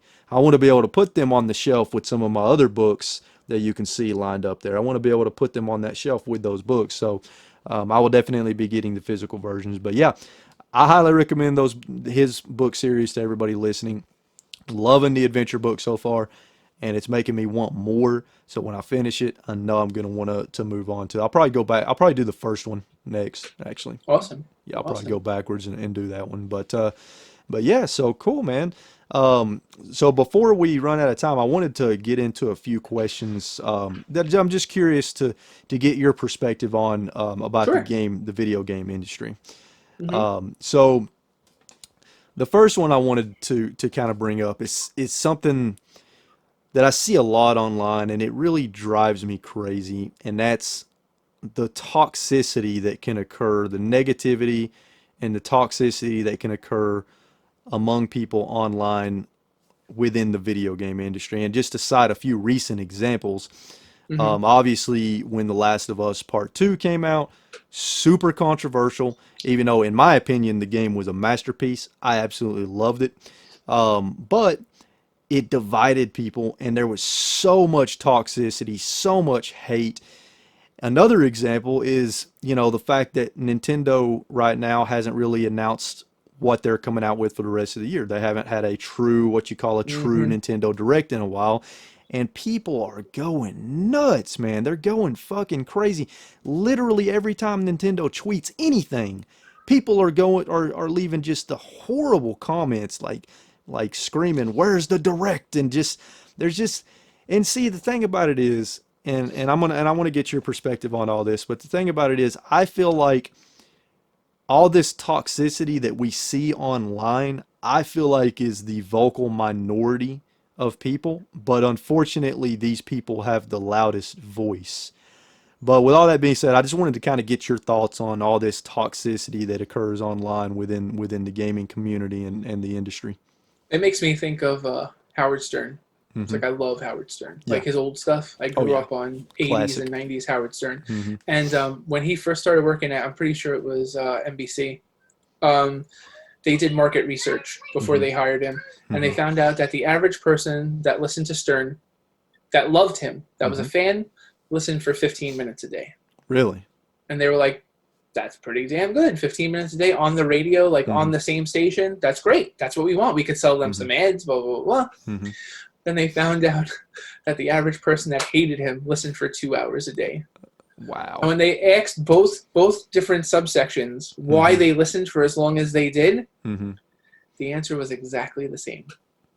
I want to hear what he says next. Yeah. So sometimes when you hate something, you become so invested in it that you help the cause so much more than you ever could if you actually loved it. That's and true. The thing is, those people that are complaining, that are saying the most nastiest, most disgusting things, are so invested in Nintendo's success that Nintendo's just like, say whatever you want, because at the end of the day, we know you're going to pay $60 for a remastered Game Boy game. Exactly. You know? Yep. So it's like the other day on the little Instagram thing that I do, Game of the Day with my daughter, I did Link's crossbow training. And I said that was Nintendo's way of releasing a peripheral with a tech demo and charging you $60 and you actually buying it, playing it for hours despite the fact that the gameplay was razor thin. But you bought it. And you love it. And for me, I mean, Link's crossbow training came out like 15 years ago. And like 10 years ago. But I still love it. But it's not Breath of the Wild, you know? So the thing is, it's just like people don't often see the big picture. You know, I want a game now. I want a fucking Nintendo Direct right now, god damn it. And it's just like at the end of the day, whatever they release, you're gonna buy. Exactly. If you're a hardcore Nintendo head. And see, that was the thing. Like for me, I was lucky. I worked when I was a teenager, and I had money. I had a full-time job while I was in high school. I would work every day after school. I would work from 4 o'clock in the afternoon to 10 o'clock at night, Monday through Friday, and then Saturday and Sunday I would work all day. And I'd come home with like $500, $600, and I would have money to buy games. And what I did was I bought an Xbox, and I bought a GameCube, and I bought a PS2, and I stopped having brand loyalty. I stopped having brand loyalty, and I played the best games that I could find on any system, and that's when I feel like I had the greatest appreciation for games as an art. Exactly. As a kid, though, we usually don't have that, because you're either spoiled and you just play everything and you don't appreciate it, or you just play what you have and you appreciate the shit out of it. You know? Like, you're a hardcore Nintendo guy because that's the only thing your family could afford. So you have great memories of Mario 64 and Chrono Trigger. And whenever anyone mentions, like, Phantasy Star, you're like, oh, fuck that, that's on the Genesis. Oh, it's so good. You know? It's Riko Kodama at her finest. She's the queen of the RPG, blah, blah, blah. Who? Da-da-da-da, you know? So you have so many people that are on Twitter that are desperately waiting for a Nintendo Direct because the Switch is the only thing that they have.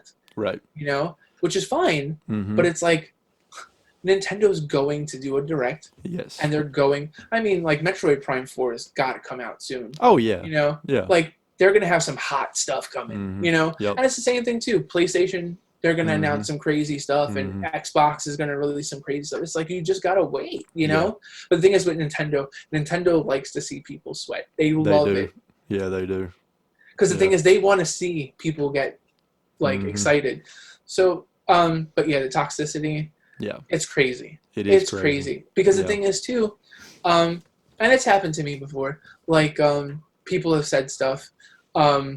Like I would have had a 5-star score on Amazon for the books, and one person, same username, has left a 1-star review on both of my books, and it's like it's obvious that they haven't read it. Right.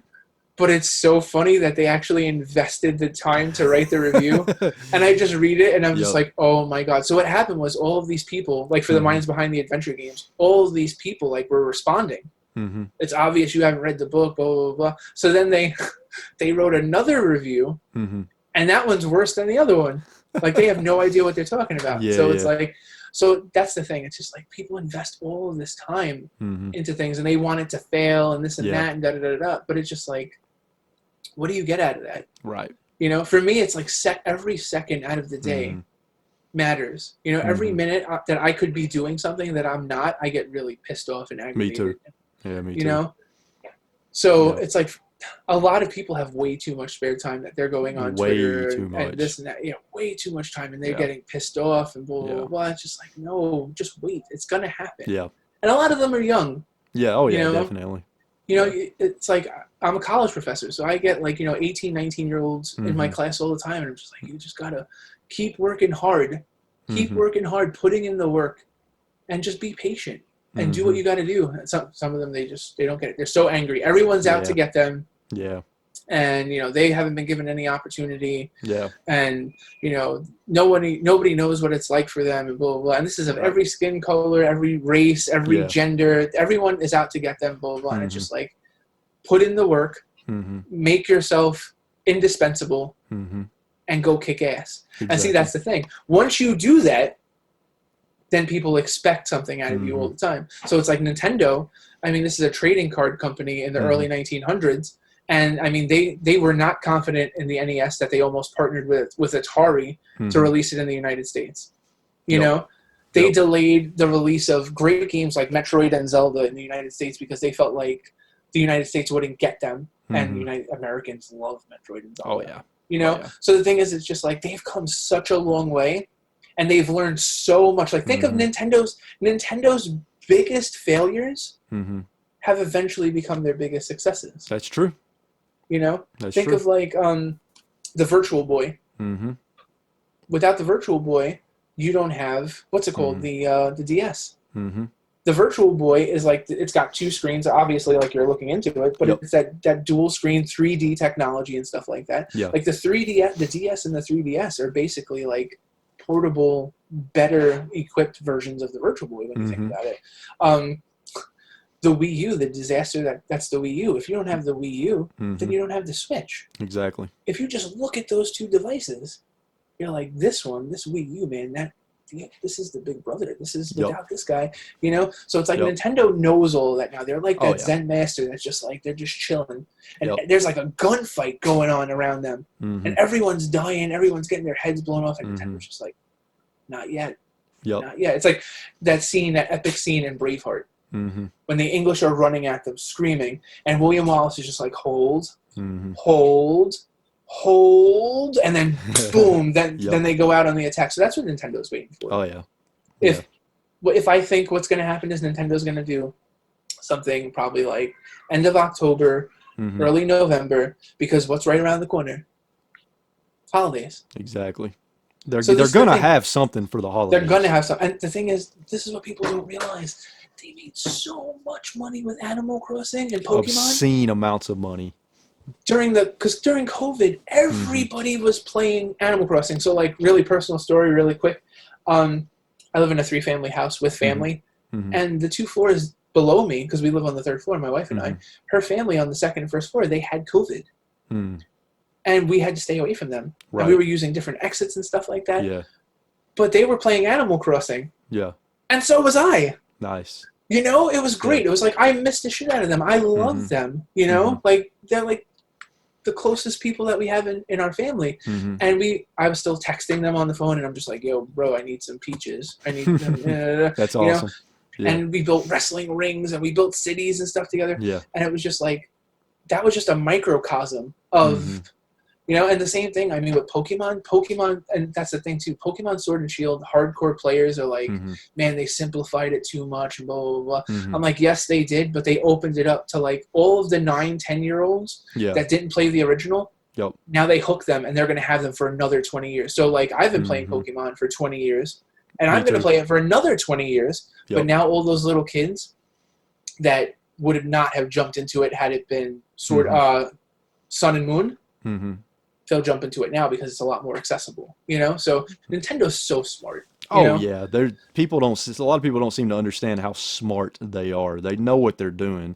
They do a lot of weird stuff and make a lot of weird decisions. Sure. But they know how to make money. And here lately, especially during the Switch's lifespan, I think some of their marketing has been genius. You know, I mean, I love this thing. I do too, dude. I do too. I love it. You know, that and like my RG 350. Like, oh, nice. These are my two. This is my research device. So this is like I have 20,000 games on this. Really? Wow. From like the Atari 2600 to the PS1. Yeah. So it's like whenever I have to interview a developer, I could pull up their game right there and play it. So, but it's just like we talked about this before with the book. There are so many people that won't read because they think they know everything. Yeah. And there are a million people out there on Twitter that think that they know better than Nintendo. I know, dude. I know. But another thing with some of this toxicity, specifically about the Nintendo Direct issue, another thing that drives me crazy is the people that act like there's not other games on the Switch to play. There's so many games on the Switch to play. Yeah. I mean, there's so many amazing indie games on the eShop. They go on sale all the time, too. All the time. Like, Padre was just like $5 the other day. And I was telling people, I was like, it's usually 20. And I was like, for $5, it's like a nice, like, 6-hour adventure. Like, jump in. But you're right. I mean, right off the top of my head, like, if you haven't played West of Loathing, if you haven't played Squids, if you haven't played Venture Kid, if you haven't played Monster Boy, if you haven't played Wonder Boy, Dragon's Trap, there's so many good games out there. You know? Many. But that's the thing, though, too. People see a developer where they're like, who the hell is Matt Makes Games? Right. You know, and you're like, you haven't played Celeste? Yep. Oh, but it's like an indie game. Towerfall. Right? And he's in the first book. I interviewed Matt for Towerfall. Oh, nice. That's awesome. Yeah, he's such a nice guy. Yeah. You know? But that's the thing. It's scary sometimes when I ask questions on Instagram and on the Facebook page for the Minds Behind the Games. And people will be like, I'll be like, oh, what's the best game Activision ever did? And people will be like, boom, boom, boom. And I'm like, that's not an Activision game. Yep.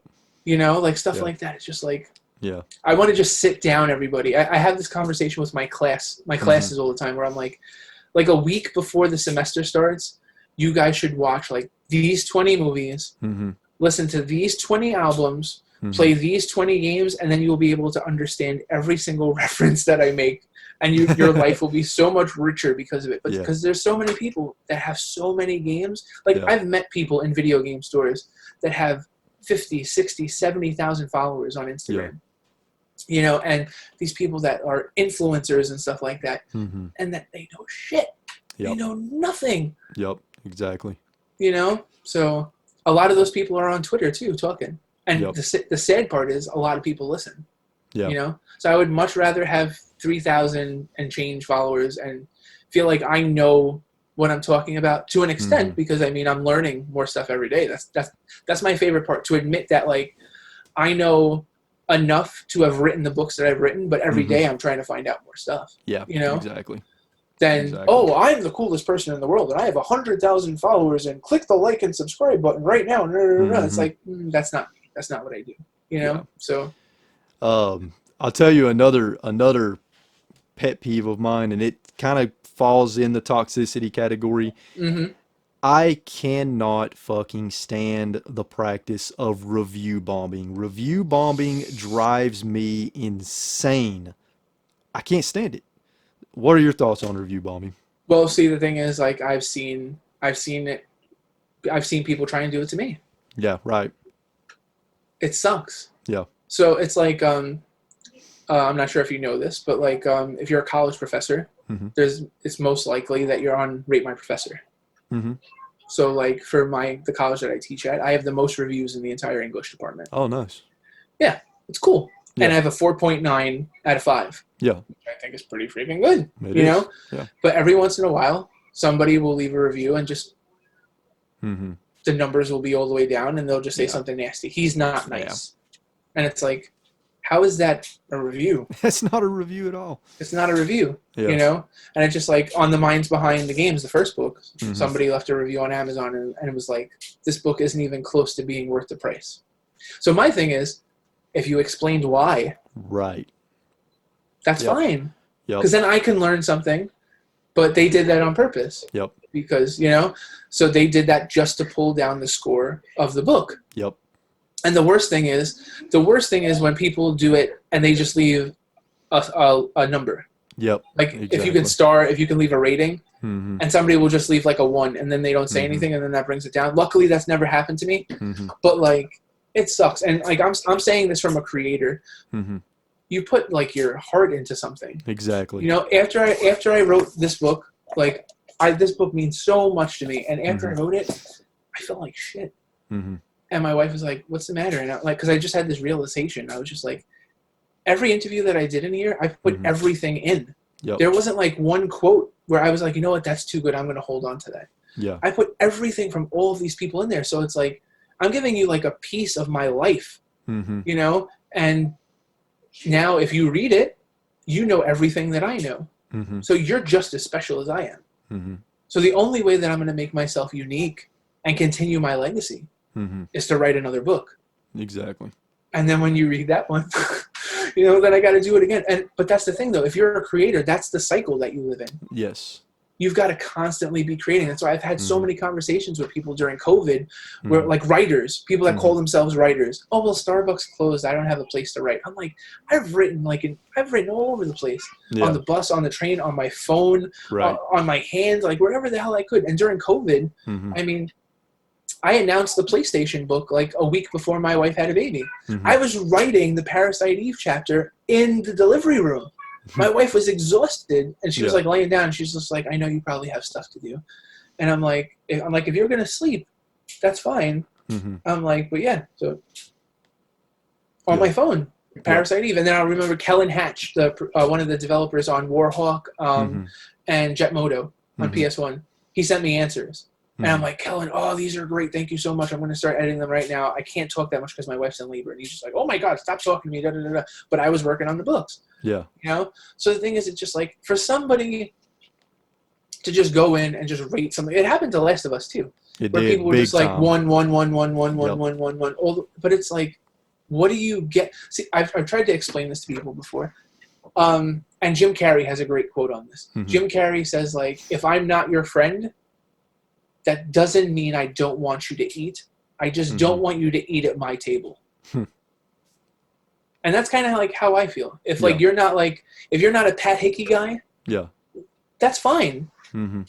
Go eat. Go take care of yourself. But just do it as far away from me as possible. Yeah. So I don't have to see you, so I don't have to smell you, so I don't even have to Yeah. know that you exist. Right. You know? But it's just like people are just like, oh, you know what? Yeah.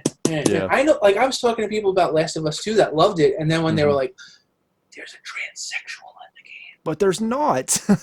And I'm just like, wait, what? There's not. It's a guy. It's a guy, man. It's a guy. There's a gay sex scene in there. I'm like, who cares? But That's why that's you're gonna not give it a 1. factual, though. You know. Yeah. But it's just like, as soon as somebody gets, oh, I love this word. You ready? You ready for Yeah. this? Triggered.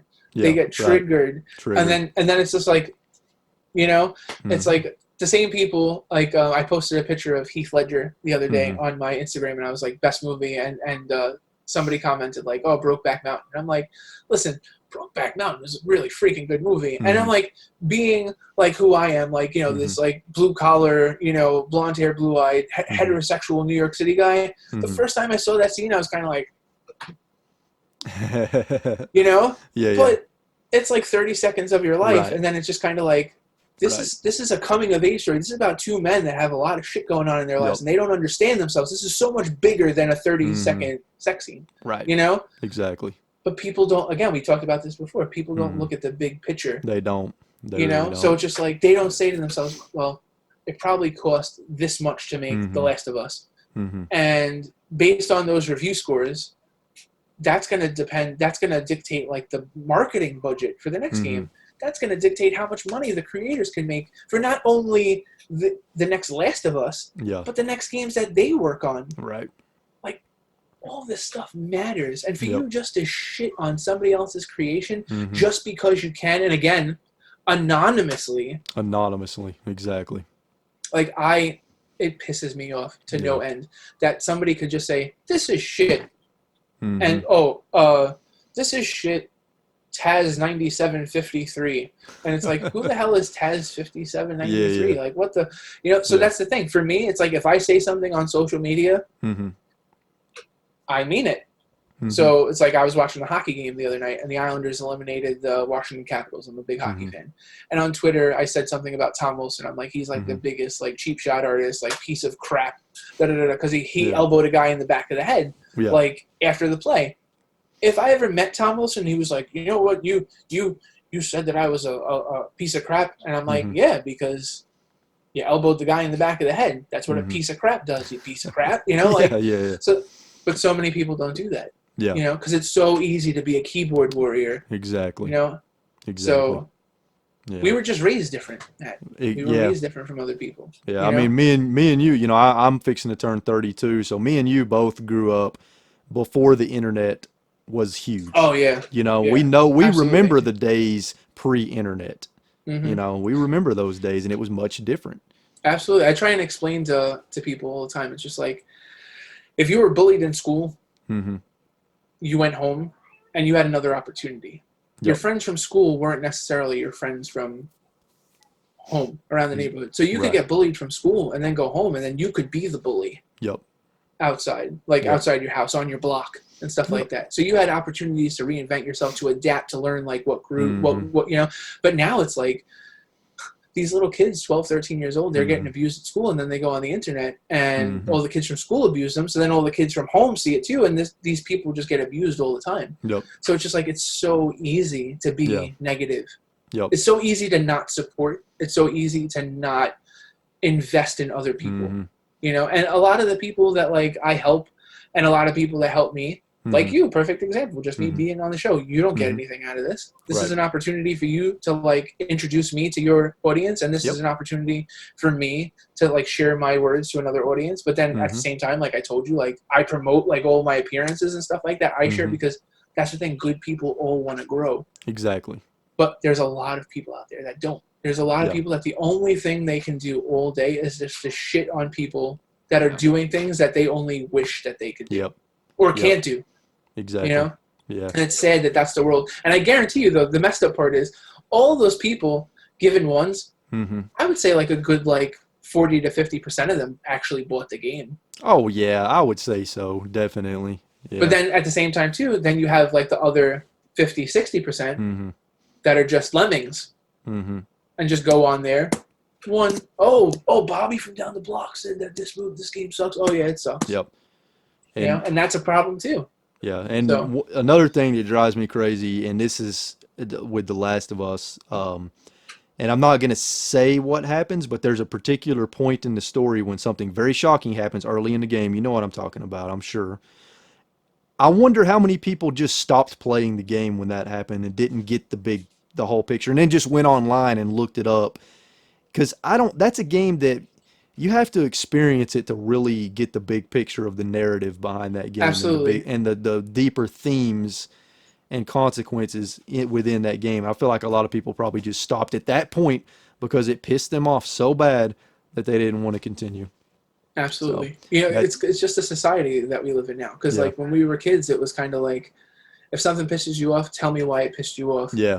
Let's get to the root of this. Yeah. Because the fact that this pissed you off says a lot about you as a person. So let's learn a little bit about you as a person. Now it's just like, well, it made me feel uncomfortable, so I don't want it to exist. Yeah. What? Yeah. Exactly. I was triggered. I feel uncomfortable, so this needs to not exist, and I'm going to destroy it. Cancel culture.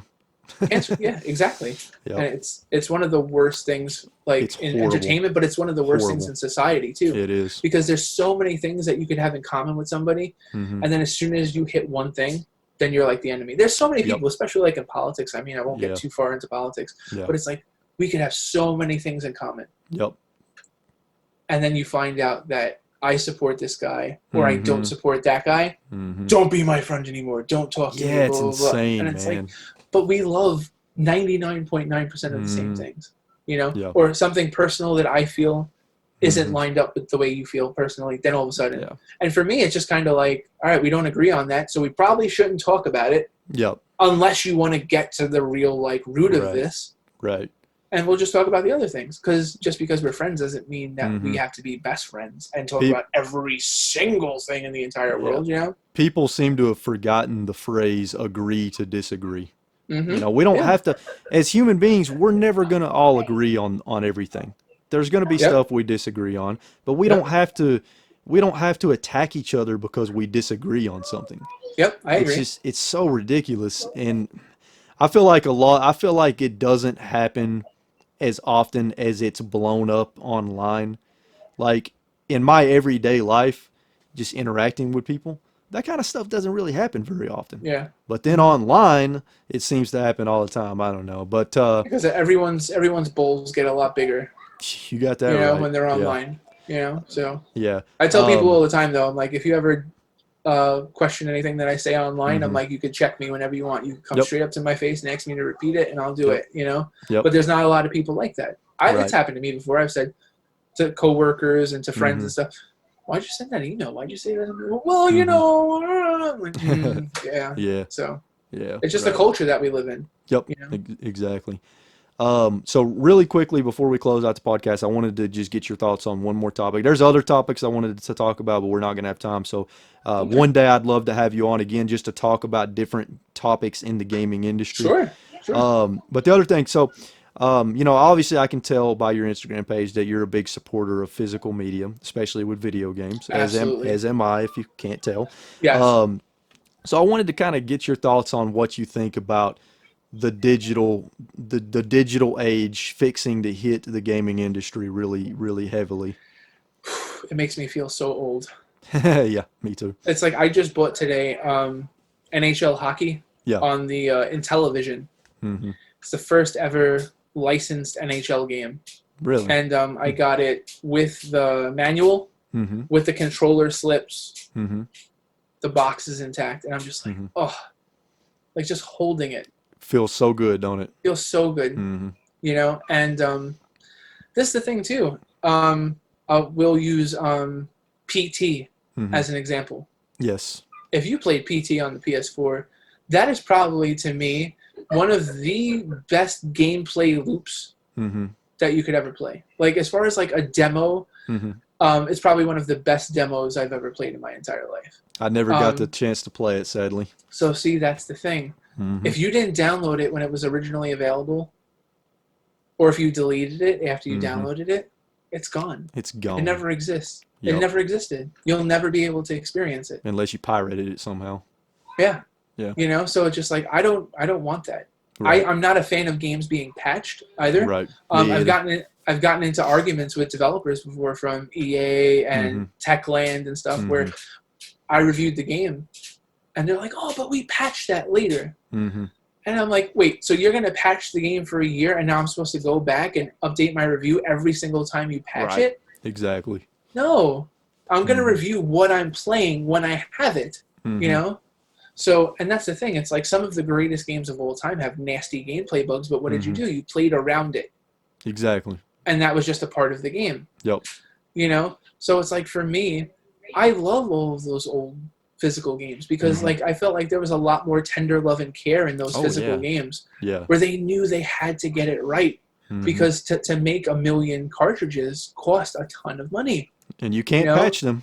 And you can't patch them. And then even CDs, they couldn't patch them. Right. You know, PS2 was one of the first systems that like you were able to like download an update or whatever. But then you had to have the hard drive, and that wasn't easy either. You know, I remember downloading like rosters for games on PS2 and getting updated rosters, and I just thought it was like the coolest fucking thing. Yeah. But then I realized, because like I remember NHL Face-Off, NHL '97, Madden, where I would manually, I was the guy where I would manually update all of the rosters myself. Yeah. And I would edit the new players, and I would sell my memory card saves to other people. It was just like, it was a really fun, cool time to be a gamer. Absolutely. And those those days died. But now it's just like, man, it's over. Like in a way, it's like the industry is adapting in a way. What one good thing is that it's going to drive the price up of all of these retro games that like we have. Yeah, but it the will, thing is, absolutely. I'm not selling any of my stuff anytime soon. Like those are all like when I die, my wife or my kids can make a decision: do we want to sell them and make the money, or do we want to give them to the next kid or whatever? Blah, blah, blah. But I haven't sold a game since I was 14 years old, and I don't plan on ever selling a game. You know, but it's just like it's a sad day. Yeah. You know, it's a sad day because it's just like the industry that we knew when we were kids is changing, and like games don't even have instruction manuals anymore. I know sometimes they do, but it's very rare. That's why why I love the Nicalis games for. Oh Nintendo yeah, Switch. dude! I buy all those because of all the pack-ins and extras. It's amazing. Yeah. Yep. So it's just another adaptation in the industry, and that's the thing though too. Rob Fulop, he was the programmer on Night Trap and Missile Command on Atari 2600. Great guy, and he said that the video game industry has this way of consistently obsoleting itself. Yeah. It's the truth. It's like if we watch Wizard of Oz right now, we could watch it and experience it pretty much the same way that our parents did, our grandparents, you know. But there's no way for us to play a game like on the PS4 today the same way that we played it the day it came out, and that's just like a couple of years because they've patched it and changed it so many times, so you're not getting the same exact experience. Yep. It's kind of scary in a way. Yep. You know? Yeah. That is true. That's true. Yeah, and it's just, you know, this is one reason why I like to really heavily support companies like Limited Run Games and Super Rare Games, all these companies that are trying to preserve take these digital games, release them physically, and you know, they mainly do it with indie games, which to me makes it even better because a lot of indie game developers, they don't have the money to have their games published physically. Yeah, you know. absolutely. So that's one thing I love about those types of companies that do that. And I've bought almost every single limited run game Switch release since they started doing a Switch. I've missed some. Yeah, I've missed some lately, unfortunately. And now, if I want to get them, I'm gonna have to pay a shitload of money on eBay. But yeah, man, the digital age of gaming is scaring me, especially streaming. That's games, even worse. Yeah, that really. You're gonna pay me. the same price for something that you can't literally or physically own. Yep. It's scary. It's scary. There's definitely, and the thing about it is we have no choice but to embrace it if we want to continue playing new games that come out. We're going to have to embrace it. So the only thing I can hope is that these game companies get some of this stuff figured out. Like if I buy a digital game, I should be able to somehow be able to resell that to somebody. There should be maybe some kind of unique code tied to that's the thing, though, too. They want GameStop out of business.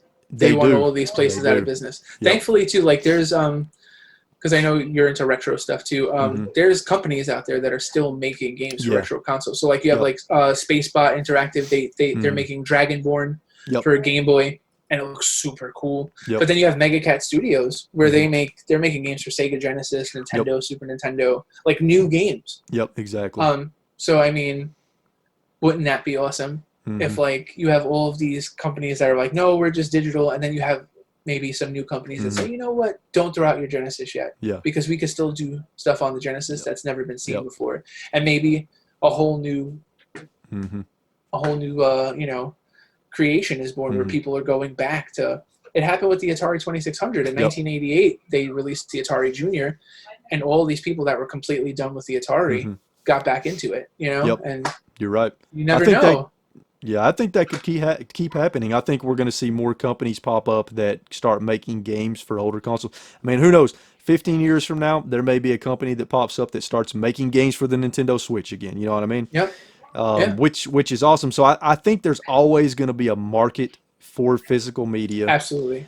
Especially if people like me and you that preserve physical media, if we pass that love of physical media on to our kids, absolutely, then there's always going to be a market for it. It may be niche eventually, but it will be there. Absolutely. Completely agreed. Yeah.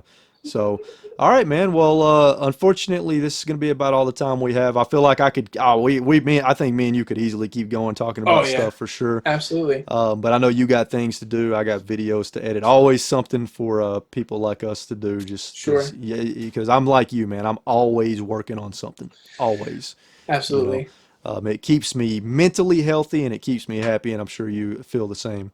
absolutely. But man, it's been a pleasure to have you on the podcast. I really appreciate you sharing all the stories that you did. And again, everybody, all the links will be in the description down below. Social media, everything that you need to be able to find his books, his website review fix. Be sure to go check those out as soon as you finish with the podcast. And again, highly recommend his books. You will not be disappointed. Whether you buy it digitally or physically, you will not be disappointed. Very, very good stuff. And again, man, I appreciate you coming on. Is before we close out, is there anything else you want to say to the audience? No, just thank you so much for having me on. And like you were just talking about how if we kind of like ingrain it in our kids that Mm-hmm. like physical media Yeah. matters.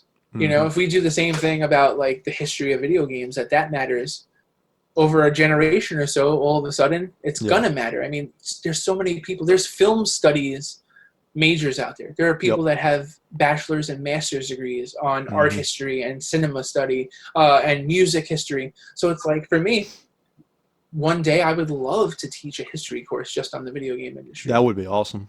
You Yeah, that know, would be like awesome. why can't there be a degree in Yep. video game history?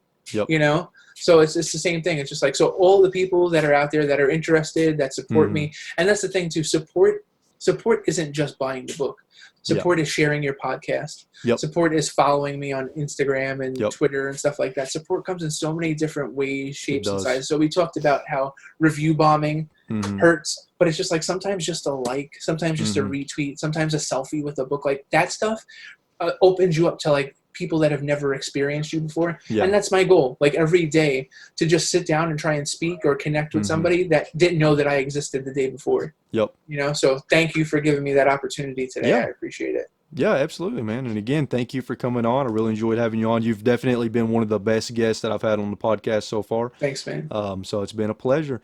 And And I just want to say that your mother is awesome. dude, she's hilarious, man. I don't know if you got a chance to watch the Fall Guys video yet, but Oh no, I watched the Ninja Turtle one and I was on yeah, the floor. I was like, dude, that's my mom. yeah, She's great. Like I was yeah, like, your mom, his mom is awesome. So yeah, it's been really fun introducing her to gaming, especially because of how eccentric she is and how she reacts so over the top to everything. And uh, she's not putting on an act either, dude. yeah, That no, is I could her. tell. Yeah, that was Yeah. the best part. You know. Yeah, yeah. So yeah, that's been a blast. I'm gonna keep doing that. It gives me an opportunity to spend some time with her and stuff. So it's Sure. been a great experience all around. But yeah, again, man, appreciate you coming on the podcast, and everybody, stay safe out there. Keep playing games and having a good time, and I'll catch you all in the next one later.